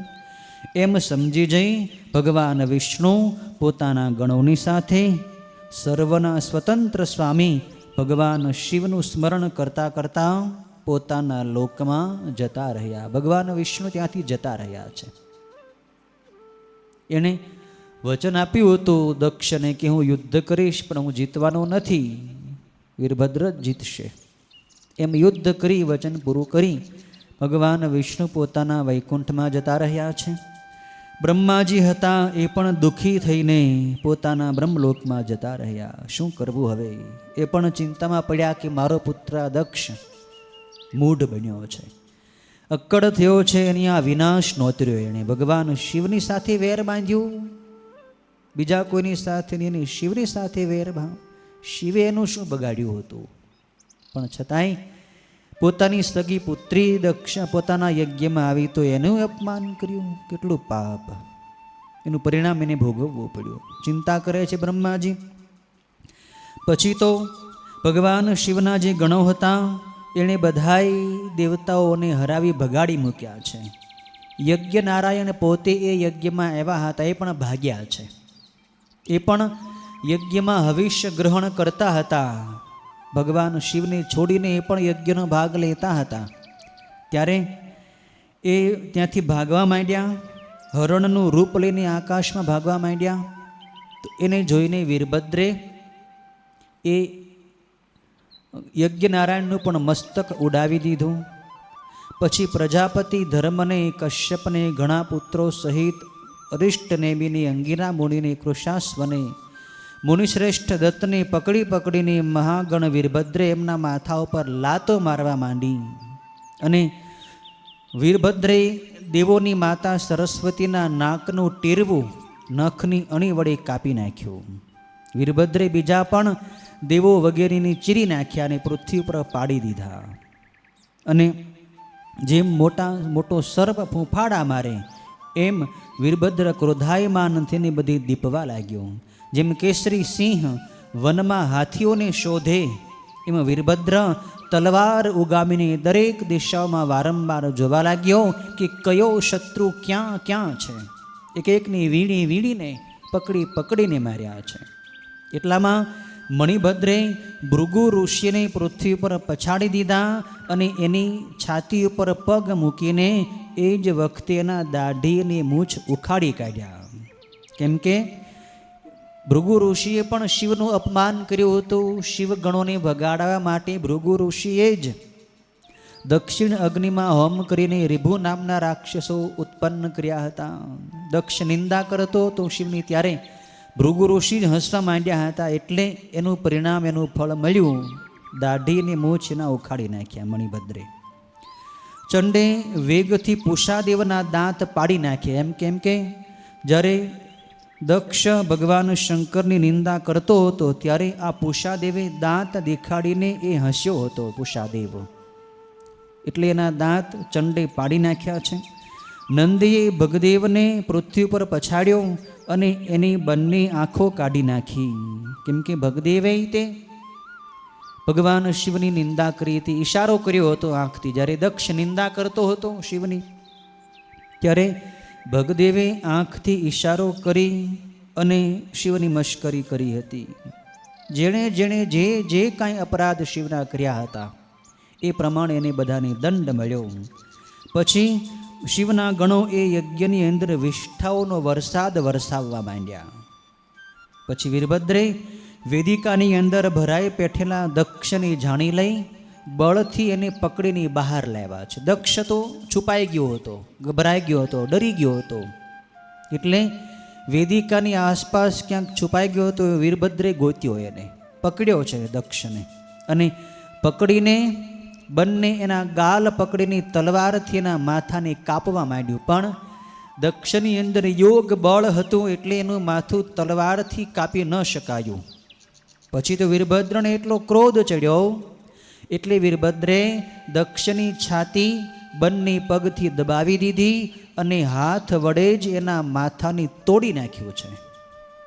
વીરભદ્રે દક્ષનું મસ્તક એના ધડથી અલગ કરી નાખ્યું, તોડી નાખ્યું. અને એ જ વખતે વીરભદ્રે એ દક્ષનું મસ્તક યજ્ઞના અગ્નિની અંદર, અગ્નિના કુંડની અંદર ફેંકી દીધું. એનું મસ્તક બળીને ભસ્મ થઈ ગયું. એ વખતે હાથમાં ત્રિશુળ ભમાવતો વીરભદ્ર શોભવા લાગ્યો અને ક્રોધ પામેલા એના ગણો પણ સળગી રહેલા પર્વતની જેમ પ્રકાશવા લાગ્યા. એમ અનાયાસે તેઓને મારી નાખ્યા પછી ક્રોધયુક્ત રહેલા વીરભદ્રે સળગી ઉઠેલો અગ્નિ જેમ પતંગિયાને બાળી નાખે એમ તેઓને સળગાવી દીધા. દક્ષ વગેરેને બળી ગયેલા જોઈ વીરભદ્ર ત્રણેય જગતને ભરી દેતું મોટું અટ્ટહાસ્ય કરવા લઈ ખડખડાટ હસ્યા છે વીરભદ્ર. આ યુદ્ધની અંદર વિજય મળ્યો. ભગવાન શિવે એને જે કામ સોંપ્યું હતું એ કામ પરિપૂર્ણ કરી દીધું એટલે વીરભદ્રને આનંદ છે. વીરભદ્ર ખડખડાટ હસે છે. એ વખતે વીરભદ્રનું સ્વાગત કરવા માટે નંદનવનના વૃક્ષોમાંથી પુષ્પોની વૃષ્ટિ થઈ, પુષ્પોનો વરસાદ થયો વીરભદ્રની ઉપર. શીતળ સુગંધી વાયરા વાવા લાગ્યા, દુંદુભી નગારાઓ વાગવા માંડ્યા. એમ જેણે ભગવાન શિવનું કાર્ય કર્યું હતું એવા એ વીરભદ્ર જેમ ગાઢ અંધકારનો વિનાશ કરીને સૂર્ય જતો રહે એમ જલ્દી વીરભદ્ર પછી કૈલાસ પર્વત ઉપર ભગવાન શિવની પાસે આવ્યા છે. શિવને નમસ્કાર કરે છે. ભગવાન શિવ પણ વીરભદ્રની ઉપર અત્યંત પ્રસન્ન છે અને વીરભદ્રને મહાદેવે પોતાના વીર ગણોનો અધ્યક્ષ બનાવ્યો છે. ગણાધ્યક્ષનું પદ ભગવાન શિવે વીરભદ્રને અર્પણ કર્યું છે. 38મા અધ્યાયની અંદર નારદજી ભગવાન બ્રહ્માને પ્રશ્ન કરે છે. વીરભદ્રે દક્ષના યજ્ઞનો વિનાશ કરી નાખ્યો. દક્ષે જે દુષ્ટ કાર્ય કર્યું હતું એનો એને દંડ મળી ગયો અને દેવતાઓ ભાગી ગયા. ઘણા દેવતાઓ શિવનો અપરાધ કર્યો હતો એટલે એને દંડ મળ્યો છે. ભયંકર સંહાર થયો. દક્ષનો યજ્ઞ વિધ્વંસ થઈ ગયો, અધૂરો રહ્યો છે. બ્રહ્માજી બ્રહ્મલોકમાં જતા રહ્યા, ભગવાન વિષ્ણુ વિષ્ણુલોકમાં વૈકુંઠમાં જતા રહ્યા છે. આ બધું તો થઈ ગયું. પણ નારદજી કહે કે હે પિતામહ બ્રહ્મા, મને એક શંકા છે કે ભગવાન વિષ્ણુ તો શિવને જાણે છે કે શિવ કોણ છે, શિવના તત્વને જાણવા વાળા છે, શિવના ભક્ત છે, શિવના ચરણોમાં એમને અનુરાગ છે. તો છતાંય જે યજ્ઞની અંદર ભગવાન શિવનું સ્થાન નહોતું એ યજ્ઞમાં ભગવાન વિષ્ણુ શું કામ આવ્યા? એને ખબર હતી કે આ યજ્ઞની અંદર શિવનું સ્થાન નથી, જાણે છે છતાંય વિષ્ણુ ભગવાન આ યજ્ઞની અંદર આવ્યા શા માટેનું કારણ શું હશે, આ મને જાણવાની જિજ્ઞાસા છે. ત્યારે બ્રહ્માજી નારદજીને કહે છે, આના વિશે પૂર્વનો એક ઇતિહાસ છે કે એક ક્ષુવ નામનો રાજા હતો. એ પૃથ્વીનો સાર્વભૌમ સમ્રાટ હતો, એટલે ચક્રવર્તી રાજા હતો, દેવતાઓનો સહાયક હતો અને ઇન્દ્રે એને વજ્ર આપ્યું હતું, મહાબળવાન હતો ક્ષુવ નામનો રાજા. અને એ ક્ષુવ નામના રાજાના મિત્ર હતા દધીચી ઋષિ, કે જે દધીચી ઋષિ ભગવાન શિવના મહાન ભક્ત છે, શિવયોગી છે. તો દધીચી અને ક્ષુવ બંને મિત્રો છે. એકવાર આ ક્ષુવ રાજા મોટી સભા ભરીને બેઠો છે. એ સભામાં દધીચી ઋષિ પણ બિરાજમાન છે અને સભામાં બધી શાસ્ત્રાર્થની ચર્ચા થઈ રહી છે કે કયો વર્ણ શ્રેષ્ઠ, બ્રાહ્મણ શ્રેષ્ઠ, ક્ષત્રિય શ્રેષ્ઠ, રાજા શ્રેષ્ઠ કે અન્ય વર્ણ શ્રેષ્ઠ. તો દધીચી ઋષિ કહે કે બધાય વર્ણોમાં બ્રાહ્મણ શ્રેષ્ઠ છે. ક્ષુભ રાજા કે નહીં, બધા વર્ણોમાં રાજા હોય એ શ્રેષ્ઠ, ક્ષત્રિય હોય શ્રેષ્ઠ ગણાય. કેમ કે ક્ષત્રિયો તે બ્રાહ્મણનું ભરણ પોષણ કરે, બ્રાહ્મણનું રક્ષણ કરે. બ્રાહ્મણોને દાન કોણ આપે? ક્ષત્રિય આપે. હું ક્ષત્રિય છું, હું રાજા છું, એટલે હું બ્રાહ્મણ કરતાંય મોટો છું, એટલે બ્રાહ્મણોએ મને વંદન કરવા જોઈએ, મારી પૂજા કરવી જોઈએ, મારી પ્રશંસા કરવી જોઈએ, સ્તુતિ કરવી જોઈએ. દધીચી ઋષિ કહે ક્ષત્રિય ગમે એવો મોટો હોય છતાં બ્રાહ્મણથી મોટો નથી. બધા વર્ણોમાં વંદનીય તો બ્રાહ્મણ જ છે, એટલે ક્ષત્રિયોએ બ્રાહ્મણની પૂજા કરવી જોઈએ. એમ બંનેની વચ્ચે પરસ્પર વિવાદ થયો, કોણ ઊંચું કોણ ઊંચું. છતાં વિવાદ વધતા વધતા એટલો વધ્યો કે ક્ષુવ રાજાને ક્રોધ ચડ્યો, એટલે એણે ગુસ્સામાં ક્રોધમાં આવી દધીચી ઋષિને વજ્રનો પ્રહાર કર્યો.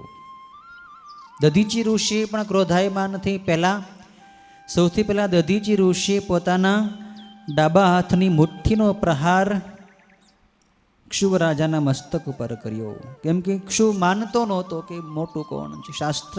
શાસ્ત્રના પ્રમાણો આપીને દધીચીએ સાબિત કરી દીધું કે બ્રાહ્મણો મોટા છે, પણ છતાંય ક્ષુવ અભિમાનને લીધે માનતો નહોતો. એટલે દધીચી ઋષિએ એને મુષ્ટિકાનો પ્રહાર કર્યો.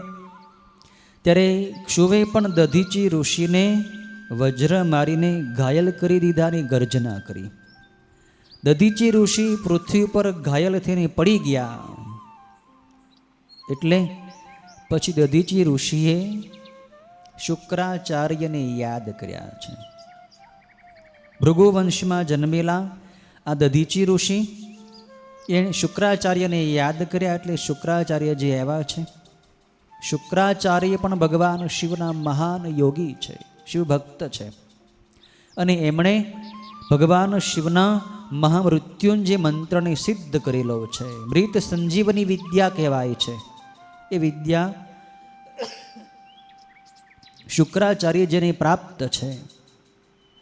શુક્રાચાર્યજીએ ભગવાન શિવનું એવું તપ કર્યું હતું. ભગવાન શિવનું પાર્થિવ લિંગ બનાવતા શુક્રાચાર્યજી, અને રોજ ભગવાન શિવને સુગંધી તેલનો અભિષેક કરતા, સુગંધી ધૂપ આપતા, સુગંધી પુષ્પો ચડાવતા, અને સતત રાત દિવસ ભગવાન શિવના મહામૃત્યુંજય મંત્ર ઓમ ત્રંબકમ યજામહે સુગંધિમ પુષ્ટિવર્ધનમ ઉર્વારુકમીવ વંદનાન મૃત્યોર્મુક્ષ્યયમામૃતાત. આ મહામંત્રનો, આ મૃત્યુંજય મંત્રનો એણે સતત જપ કર્યા કર્યો. ભગવાન શિવ એના પર પ્રસન્ન થયા હતા અને આ મંત્ર એને સિદ્ધ કરી દીધો અને વરદાન આપ્યું કે હે શુક્રાચાર્યજી, આ મંત્ર હું તમને સિદ્ધ કરી આપું છું. આ મંત્ર વડે અભિમંત્રિત કરેલું જળ તમે અંજલિમાં લઈને, કોઈ મળદો હોય માણસનું, એના ઉપર તમે એનું પ્રોક્ષણ કરશો, જળ છાંટશો, એટલે એ મળદું બેઠું થશે, એની અંદર પ્રાણનો સંચાર થશે, એ પાછો સજીવન થશે. એટલે આ મંત્રને મૃત સંજીવની વિદ્યા કહેવાય છે. ભગવાન શિવે આ મંત્રને પ્રદાન કર્યું, સિદ્ધ કરી આપ્યું.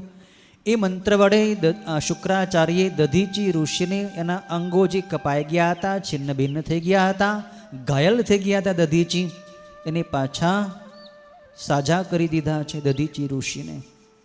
અને શુક્રાચાર્યે દધીચી ઋષિને સલાહ આપી છે કે દધીચી, તમે હવે શિવનું તપ કરો, તમે શિવનું ભજન કરો અને ભગવાન શિવની પાર્થિવ લિંગની પૂજા કરો.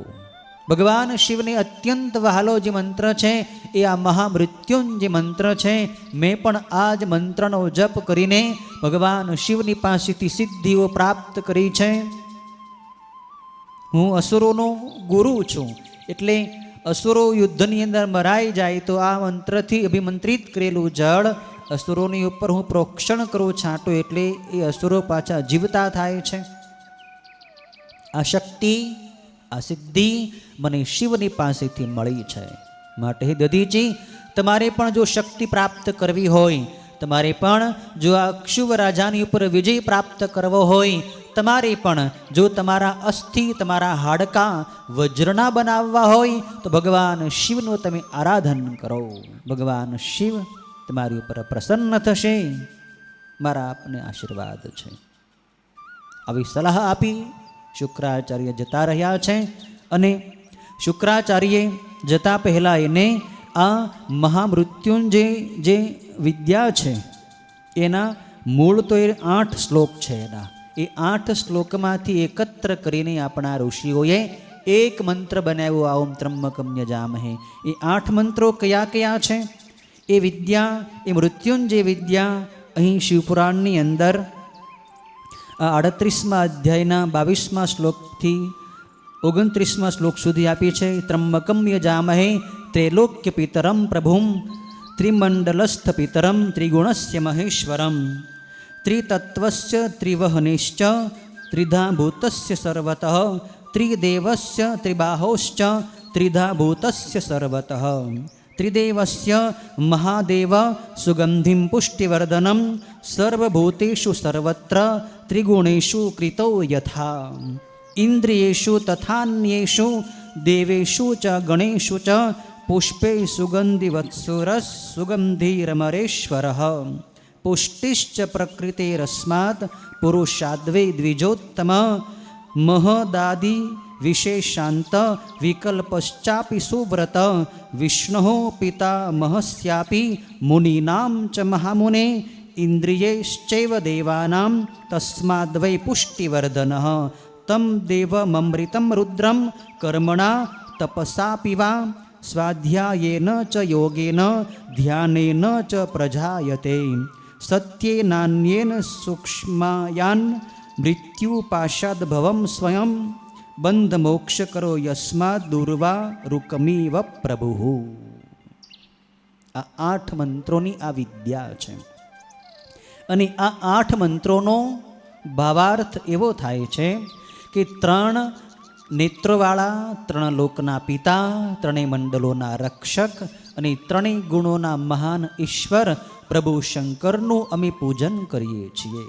3 તત્વોના, 3 અગ્નિના, 3 પ્રકારે થયેલા સર્વ જગતના, 3જા સ્વર્ગના, 3 બાહુના અને સર્વ તરફ 3 સ્વરૂપે રહેલા 3 દેવોના તે મહાન દેવ છે. મહાદેવ સર્વ દેવોના દેવ છે. મહાદેવ સારી ગંધવાળા છે અને પુષ્ટિ વધારવાવાળા છે. અને સર્વ પ્રાણીઓમાં, સર્વ સ્થળે તથા 3 ગુણોમાં રહેલા એ પ્રભુ શિવને અમે પૂજીએ છીએ. જેમ પુષ્પમાં સુગંધ રહે છે એમ દરેક ક્રિયામાં, દરેક ઇન્દ્રિયોમાં અને બીજા દેવો તથા પ્રાણી ગણોમાં એ સૂર્ય સ્વરૂપ અને સુગંધયુક્ત દેવેશ્વર ભગવાન શિવ રહેલા છે.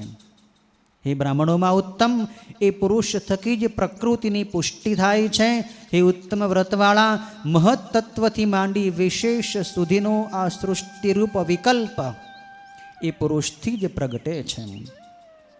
હે મહામુનિ, વિષ્ણુને, બ્રહ્માને, મોટા મુનિઓને તથા દેવોને પણ એ જ પરમેશ્વર ઇન્દ્રિયો દ્વારા પુષ્ટિ વધારનાર છે. એ અમૃત સ્વરૂપ રુદ્રદેવનો કર્મ દ્વારા, તપ દ્વારા, સ્વાધ્યાય દ્વારા, યોગ દ્વારા, ધ્યાન દ્વારા અને બીજા સત્ય દ્વારા સાક્ષાત્કાર કરાય. શિવનો સાક્ષાત્કાર કરવો હોય તો શિવ નિમિત્તે કર્મ કરો, શિવનું જ તપ, શિવનો જ સ્વાધ્યાય કરો, શિવના જ સ્તોત્ર જપો, શિવનો જ યોગ સાધો, શિવનું જ ધ્યાન કરો અને સત્ય વડે શિવનો સાક્ષાત્કાર કરો. અને એ પ્રભુ પોતે જીવને સૂક્ષ્મ એવા મૃત્યુના પાશથી, જેમ કાકડી અથવા ચીભડાના ફળને એના ડીટારૂપ બંધનથી છૂટું પાડવામાં આવે એમ છોડાવે છે. પાકેલી કાકડી હોય, પાકેલું ચીભડું હોય અથવા કોઈ પણ પાકેલું ફળ હોય, પાકી જાય એટલે આપોઆપ એની શાખાથી, એની ડાળીથી છૂટું પડી જાય. એમ જે શિવનું ભજન કરે, શિવનું તપ કરે, શિવ નામનો જપ કરે, આ મહામૃત્યુંજય મંત્રનો જપ કરે, એ મૃત્યુથી સહજમાં છૂટી જાય. એટલે કે મૃત્યુ એને મારી શકતું નથી. એ શિવનો ભક્ત મૃત્યુને પણ મારી શકે છે, એ મૃત્યુની ઉપર પણ વિજય મેળવી શકે છે, કારણ કે એણે મહામૃત્યુંજય શિવનું ભજન કર્યું છે. શિવનું નામ મહામૃત્યુંજય છે. શિવનો ભક્ત મૃત્યુને પણ જીતી લે છે. એટલે મૃત્યુથી સહજમાં મુક્ત થવું હોય, સદાની માટે જન્મ મરણરૂપ બંધનથી છૂટી જવું હોય તો ભગવાન શિવના આ મહામૃત્યુંજય મંત્રનો જપ કરો. શિવ બંધનથી છુટકારો કરનાર કહેવાય છે. અમારો અમૃત સંજીવની મંત્ર છે, મરેલાને જીવાડનારો મંત્ર છે.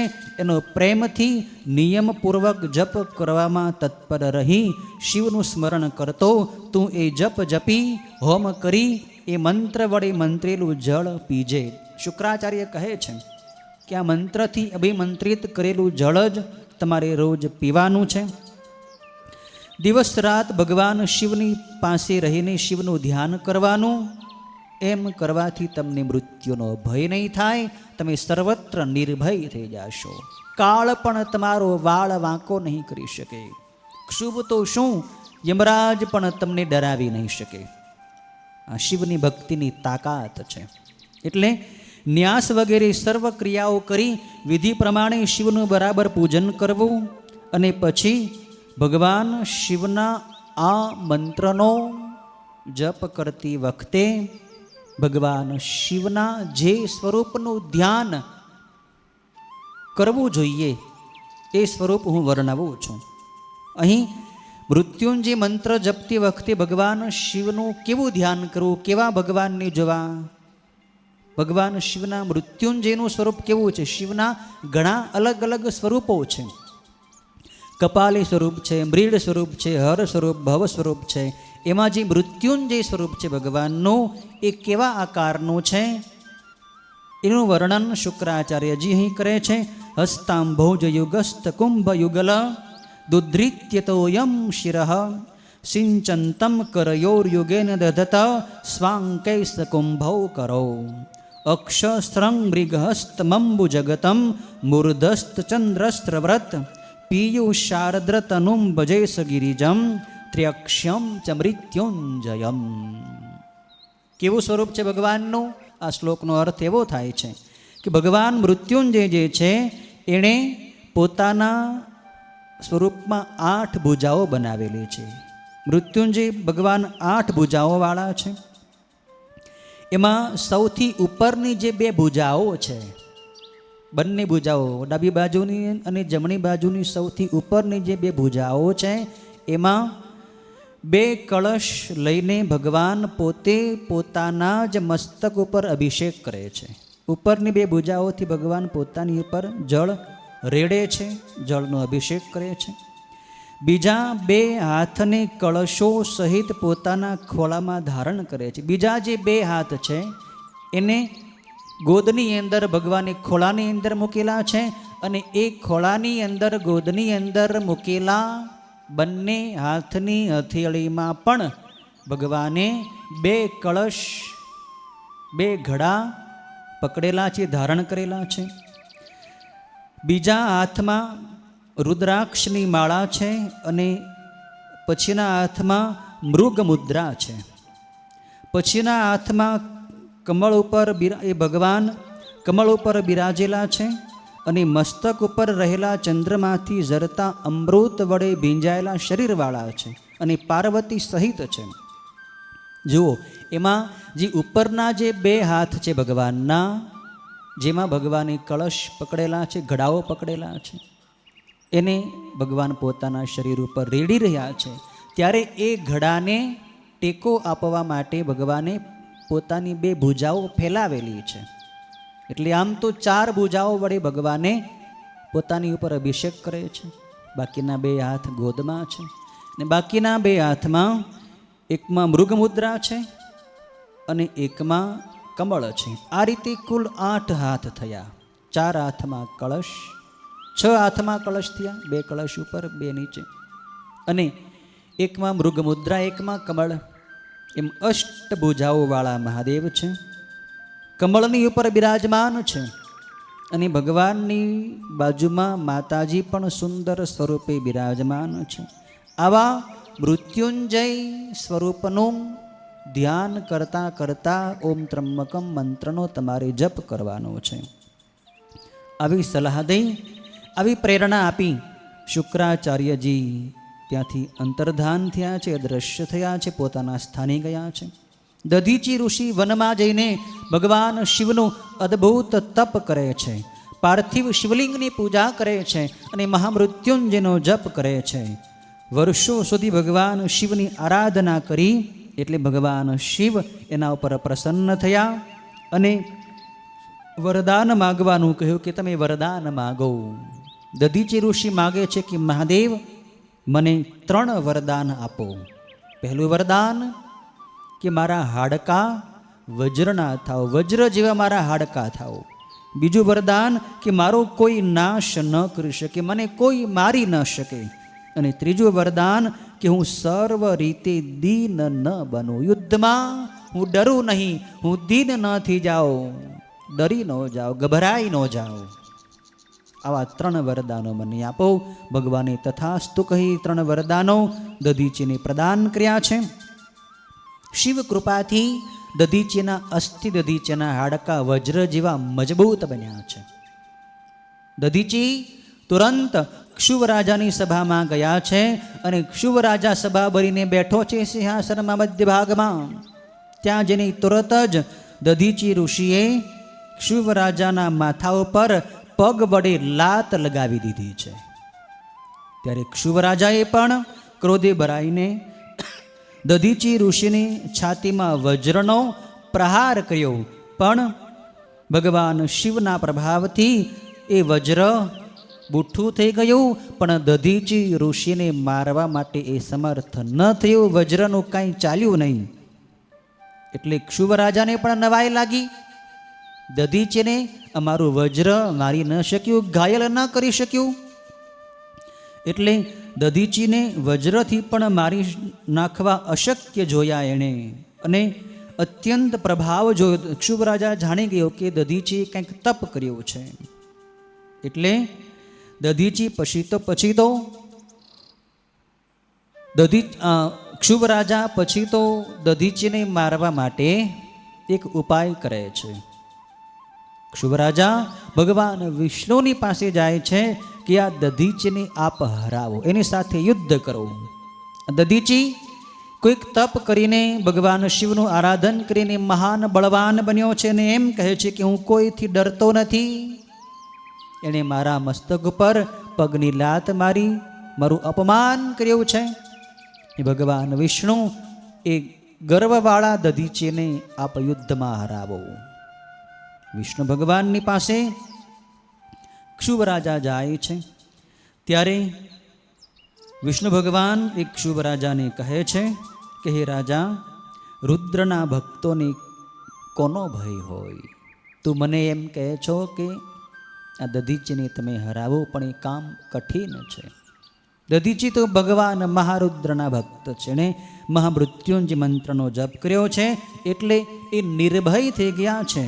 એટલે બ્રાહ્મણને દુઃખ દેવું એ દેવો સહિત મને જ શાપ માટે થશે. તું એમ કહે છો કે દધીચી બ્રાહ્મણને તમે યુદ્ધમાં હરાવો, પણ કારણ વગર દધીચીને હું હરાવીશ કે એની સાથે યુદ્ધ કરીશ, એને દુઃખ દઈશ, તો એ બ્રાહ્મણનો જો શાપ થશે ને, તો એ શાપ ભોગવવા માટે મારે બધું શાપ મારે પણ ભોગવવો પડશે. એનું પરિણામ બહુ ભયંકર આવે. એક તો બ્રાહ્મણ છે અને એક તો એ શિવના યોગી છે, શિવના ભક્ત છે. એનો શાપ બહુ ભયંકર હોય. એને હેરાન કરાય નહીં, એને દુઃખ દેવાય નહીં. પણ ભગવાન શિવની કંઈક એવી લીલા છે એટલે તું મારી પાસે આવ્યો છે. શિવ શું કરવા ધારે છે શિવ જ જાણે, પણ તે મને પ્રાર્થના કરી છે, તું મારી શરણે આવ્યો છો તો હું એકવાર પ્રયત્ન કરીશ. પહેલાં તો છળ કરીશ, કપટ કરીશ અને છેતરીને દધીચીને હું યુદ્ધમાં જીતીશ. પણ છતાંય જો દધીચીને નહીં માને તો હું એની સાથે રણમાં યુદ્ધ કરીશ. આવી રીતે શુભની પ્રાર્થના ભગવાન વિષ્ણુએ સ્વીકારી છે. 39મા અધ્યાયમાં કથા છે કે વિષ્ણુ ભગવાન એક બ્રાહ્મણ બનીને એક બ્રહ્મર્ષિ ઋષિ જેવો વેશ ધારણ કરીને દધીચી ઋષિના આશ્રમમાં આવે છે. દધીચી ઋષિની પાસે આવે છે ત્યારે એ દધીચી ઋષિ તુરંત વિષ્ણુ ભગવાનને ઓળખી જાય છે અને કહે છે, દધીચી બ્રાહ્મણ રૂપવાળા વિષ્ણુ ભગવાનને કહે છે કે હે બ્રાહ્મણ, તમારું ઈચ્છિત મેં જાણ્યું છે. તમે માયાવી ભગવાન વિષ્ણુ છો અને શુભનું કાર્ય કરવા માટે બ્રાહ્મણ રૂપે મારી પાસે આવ્યા છો, એટલે ખરેખર તમે વિષ્ણુ જ છો. હે દેવોના ઈશ્વર વિષ્ણુ ભગવાન શિવની કૃપાથી મને ભૂત ભવિષ્ય અને વર્તમાન ત્રણેય કાળનું જ્ઞાન સર્વકાળ રહે છે. તમને હું વિષ્ણુ તરીકે જાણું છું, માટે તમે બ્રાહ્મણપણું છોડી દો. શુભ રાજાએ તમારી શરણાગતિ લીધી છે એટલે તમે શુભનું કામ કરવા મારી પાસે આવ્યા છો. તમારું ભક્તવત્સલપણું હું જાણું છું. તમે કપટ છોડી દો અને તમારું મૂળ સ્વરૂપ સ્વીકારી લો અને ભગવાન શંકરનું તમે સ્મરણ કરો. શિવના પૂજનમાં હું મસ્ત રહું છું અને શિવની કૃપાથી જ મને આ બધું બળ પ્રાપ્ત થયું છે. હું ક્યારેય જૂઠું બોલતો નથી. અને હે વિષ્ણુ, તમે સાંભળી લો કે આ જગતમાં હું કોઈ દેવતાઓ કે દૈત્યોથી પણ હું ડરતો નથી. હું નિડર છું, હું નિર્ભય છું. મને કોઈનો ભય નથી, તમારો પણ મને ડર નથી. આમ જ્યારે સ્પષ્ટતા કરી ત્યારે ભગવાન વિષ્ણુ બ્રાહ્મણનું રૂપ છોડી પોતાના મૂળ સ્વરૂપમાં આવે છે અને વિષ્ણુ ભગવાને દધીચી ઋષિની સાથે યુદ્ધ ચાલુ કર્યું છે. વિષ્ણુ ભગવાને દધીચીને બાળી નાખવા ઈચ્છી પોતે પોતાનું ચક્ર ઉગામ્યું છે, પરંતુ ભગવાન શિવના પ્રભાવથી એ ચક્ર બુઠ્ઠું થઈ ગયું અને દધીચીને મારવા સમર્થ ન થયું. દધીચી ઋષિ કહે છે કે વિષ્ણુ, આપે અતિ દારૂણ આ ચક્ર પૂર્વે ઘણા જ પ્રયત્નથી ભગવાન શિવની પાસેથી મેળવ્યું છે અને આ ચક્ર સુદર્શન નામનું છે, પરંતુ એ શુભ શિવ ચક્ર અહીંયા મારો નાશ કરવા ઈચ્છતો નથી. તો હવે તમારી પાસે બીજા જે કંઈ હથિયારો હોય એ બધા હથિયારો તમે ચાલુ કરો, મારી ઉપર ફેંકો. તમારી શક્તિ હોય, તમારી તાકાત હોય એટલું યુદ્ધ મારી સાથે કરી લો. હું કોઈ પણ અસ્ત્રો કે શસ્ત્રોથી ડરતો નથી. પછી વિષ્ણુ ભગવાને ક્રોધાયમાન થઈ અને અનેક અસ્ત્રો ફેંક્યા છે. એ વિષ્ણુ ભગવાને એટલા બધા અસ્ત્રો ફેંક્યા કે પછી દધીચી ઋષિએ પોતાના હાથમાં એક દર્ભની મુઠ્ઠી લીધી, મુઠ્ઠી ભરીને ડાભડો લીધો અને એ શસ્ત્રોની સામે ફેંક્યું. ત્યારે એ બધાય દર્ભો વડે વિષ્ણુ ભગવાનના બધા શસ્ત્રો અસ્ત્રો કપાઈ ગયા છે અને બધાય દેવતાઓ પણ વિષ્ણુ ભગવાનની સાથે યુદ્ધ કરવા, દધીચીની સામે યુદ્ધ કરવા આવી ગયા. વિષ્ણુ ભગવાનના સહાયક થયા દેવતાઓ. એક બાજુ એકલા દધીચી ઋષિ છે અને એક બાજુ વિષ્ણુ ભગવાનની સાથે બધાય દેવતાઓ છે. દધીચીની સાથે બધાય દેવતાઓ યુદ્ધે ચડ્યા છે, પણ દધીચીની સામે કોઈનું કાંઈ ચાલ્યું નહીં. દર્ભની મુઠ્ઠી દધીચી ઋષિએ ફેંકી એટલે ભગવાન રુદ્રના પ્રભાવથી એ પ્રલય કાળના અગ્નિ જેવું દિવ્ય ત્રિશૂળ બની ગયું અને શિખાઓથી યુક્ત એ ત્રિશૂળે આયુધો સહિત દેવતાઓની બાળી નાખવા નિશ્ચય કર્યો અને એ ત્રિશૂળ સર્વ તરફ ઝળહળતું હતું. એટલે બધાએ દેવતાઓના જે હથિયારો હતા એ હથિયારો ભગવાન શિવના ત્રિશૂળને વંદન કરવા માંડ્યા છે. દેવતાઓ ભાગી ગયા છે. વિષ્ણુ ભગવાને પોતાના સ્વરૂપમાંથી પોતાના જેવા હજારો વિષ્ણુઓ પ્રગટ કર્યા, પણ એ બધાઈને દધીચી ઋષિએ ક્ષણ માત્રની અંદર એનો પણ વિનાશ કર્યો છે. પછી તો વિષ્ણુ ભગવાને વિરાટ સ્વરૂપ ધારણ કર્યો છે. પોતાની માયા જેમ કૃષ્ણ ભગવાને મહાભારતના યુદ્ધમાં અર્જુનને પોતાનું વિશ્વરૂપ દેખાડ્યું હતું, એવું વિશ્વરૂપ વિષ્ણુ ભગવાને દધીચી ઋષિને દેખાડ્યું કે જો હું બધાય દેવતાઓ મય છું, બધા દેવતાઓમાં મોટામાં મોટો દેવ હું છું. ત્યારે દધીચી ઋષિ વિષ્ણુ ભગવાનને કહે છે કે અરે વિષ્ણુ, શું તમે એમ માનો છો કે આવું વિશ્વરૂપ તમે જ એકલા જ ધારણ કરી શકો છો? આવા તો અનેકો રૂપ મેં પહેલા જોયા છે અને આવું વિરાટ રૂપ તો મને પણ ધારણ કરતા આવડે છે. હવે હું તમને દિવ્ય દ્રષ્ટિ આપું છું, તમે તમારા સહિત બધાય દેવતાઓને મારી અંદર જુઓ. આમ કરીને એ ચ્યવન પુત્ર દધીચી મુનિએ પોતાના શરીરમાં આખું બ્રહ્માંડ ભગવાન વિષ્ણુને દેખાડ્યું છે. ઉપરાંત શિવ ભક્તોમાં અતિશય ઉત્તમ એ દધીચી મુનિએ મનમાં ભગવાન શિવનું સ્મરણ કરીને ખૂબ હસીને દેવતાઓને કહ્યું છે અને વિષ્ણુને બાળવા માંડ્યા છે. દધીચી કહે છે કે હે વિષ્ણુ, તમારી માયાથી કે તમારા મંત્રોની શક્તિથી મને શું થવાનું છે? છતાં પણ હજી પણ જો તમારે યુદ્ધની ઈચ્છા હોય તો યુદ્ધ કરી લ્યો. દધીચી આ રીતે નિર્ભય થઈને કહે છે, પણ પછી તો ક્ષુવ રાજા ત્યાં આવી જાય છે. ભગવાન વિષ્ણુને યુદ્ધથી પાછા વાળે, પ્રભુ હવે જતું કરો.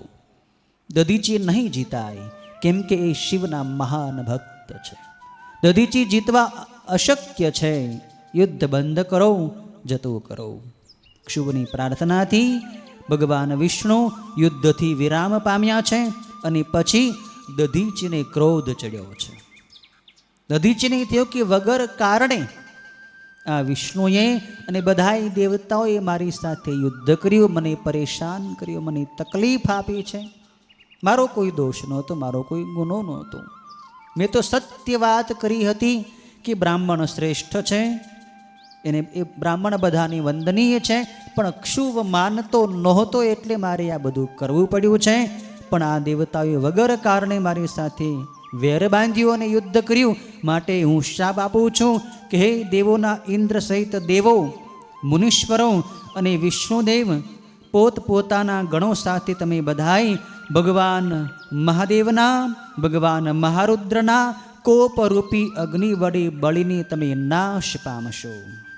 એક સમય એવો આવશે કે જેમાં ભગવાન મહારુદ્ર પોતાના ગણને મોકલશે અને વિષ્ણુ ભગવાન સહિત બધાય દેવતાઓને એ શિવનો ગણ હરાવી દેશે, ભગાડી દેશે. આવો શાપ દધીચી ઋષિએ વિષ્ણુ ભગવાન સહિત બધાય દેવતાઓને આપ્યો છે. આ શાપના કારણે વિષ્ણુ ભગવાન ત્યાં દક્ષિણા યજ્ઞમાં ગયા હતા. આ કથા બ્રહ્માજી નારદજીને સંભળાવે છે કે તમે જે પ્રશ્ન પૂછ્યો હતો ને કે ભગવાન વિષ્ણુ શા માટે ગયા હતા, પણ એને શાપ હતો દધીચી ઋષિનો. દધીચીના શાપને કારણે મોહિત થઈને ભગવાન વિષ્ણુ અને બધા દેવતાઓ દક્ષિણા યજ્ઞમાં ગયા અને એનું પરિણામ શું આવ્યું એની કથા મેં કરી છે. હવે 40મા અધ્યાયમાં કથા છે કે વીરભદ્ર તો કૈલાસમાં ગયા છે, વિષ્ણુ ભગવાન પોતાના વૈકુંઠમાં ગયા છે, બ્રહ્માજી બ્રહ્મલોકમાં ગયા, પણ દક્ષનો યજ્ઞ અધૂરો રહ્યો. એનું શું થયું?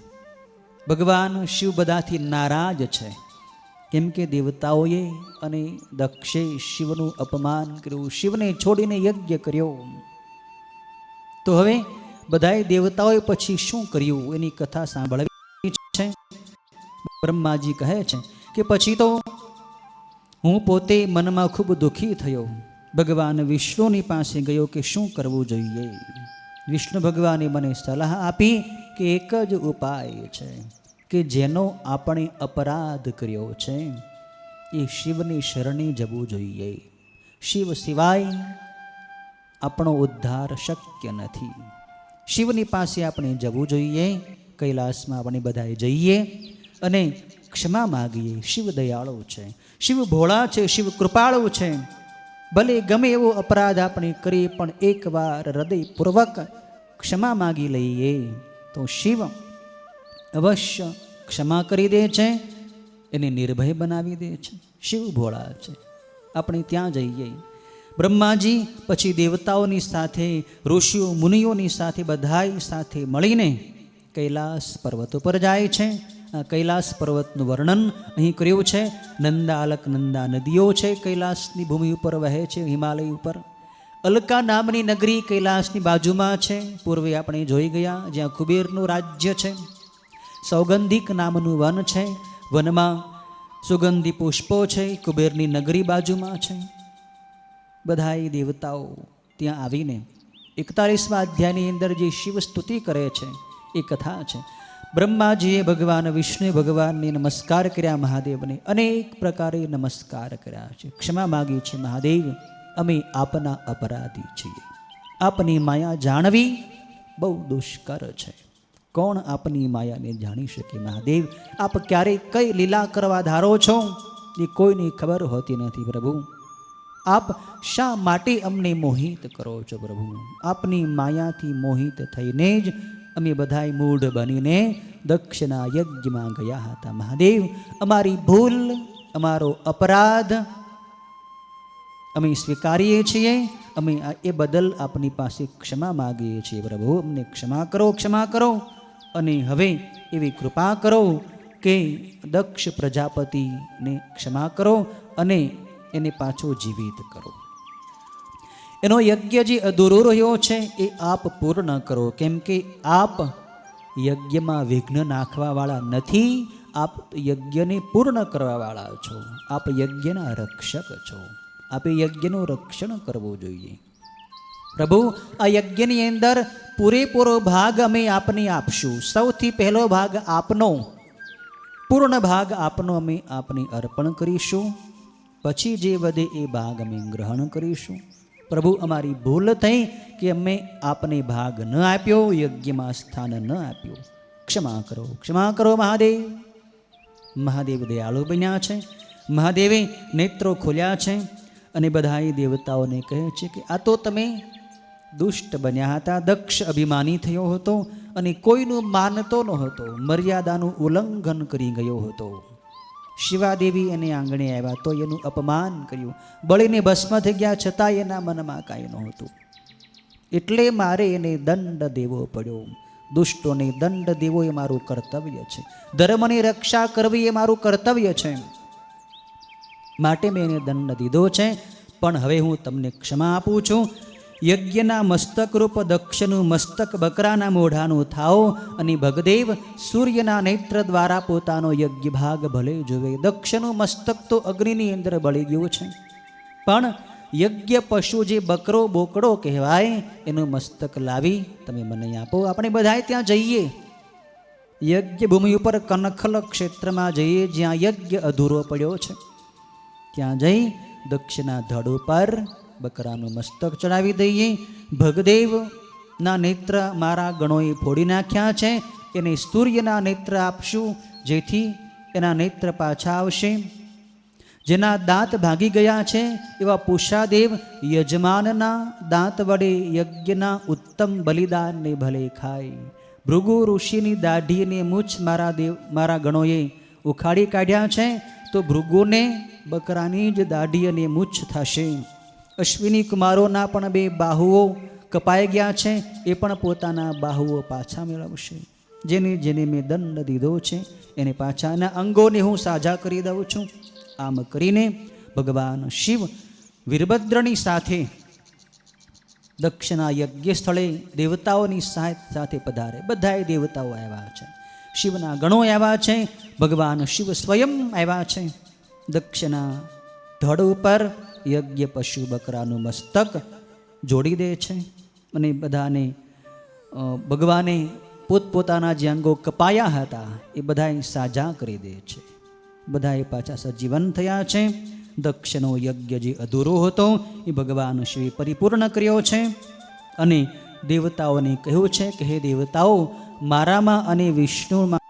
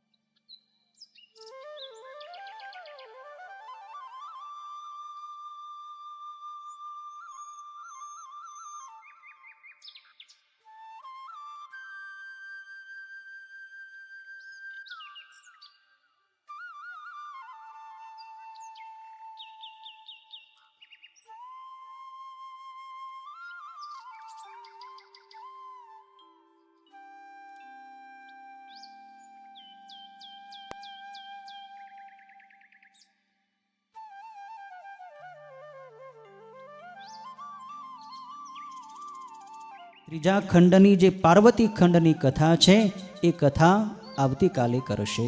ઓમ પૂર્ણમદ પૂર્ણમિદમ પૂર્ણાત પૂર્ણમુદચ્યતે પૂર્ણસ્ય પૂર્ણમાદાય પૂર્ણમેવાવશિષ્યતે. ઓમ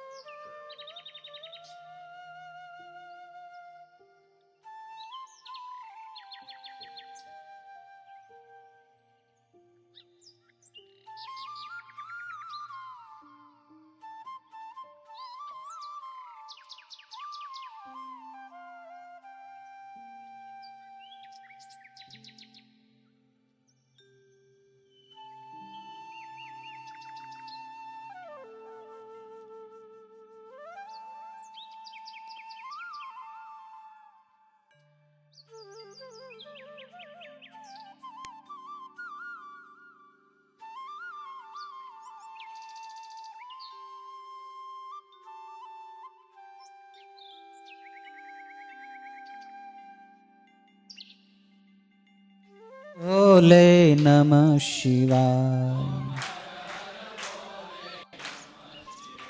ઓમ નમઃ શિવાય. ઓમ નમઃ શિવાય. ઓમ નમઃ શિવાય. ઓમ નમઃ શિવાય. ઓમ હર હર ભોલે નમઃ શિવાય. ઓમ હર હર ભોલે નમઃ શિવાય. ઓમ નમઃ પાર્વતી પતયે હર.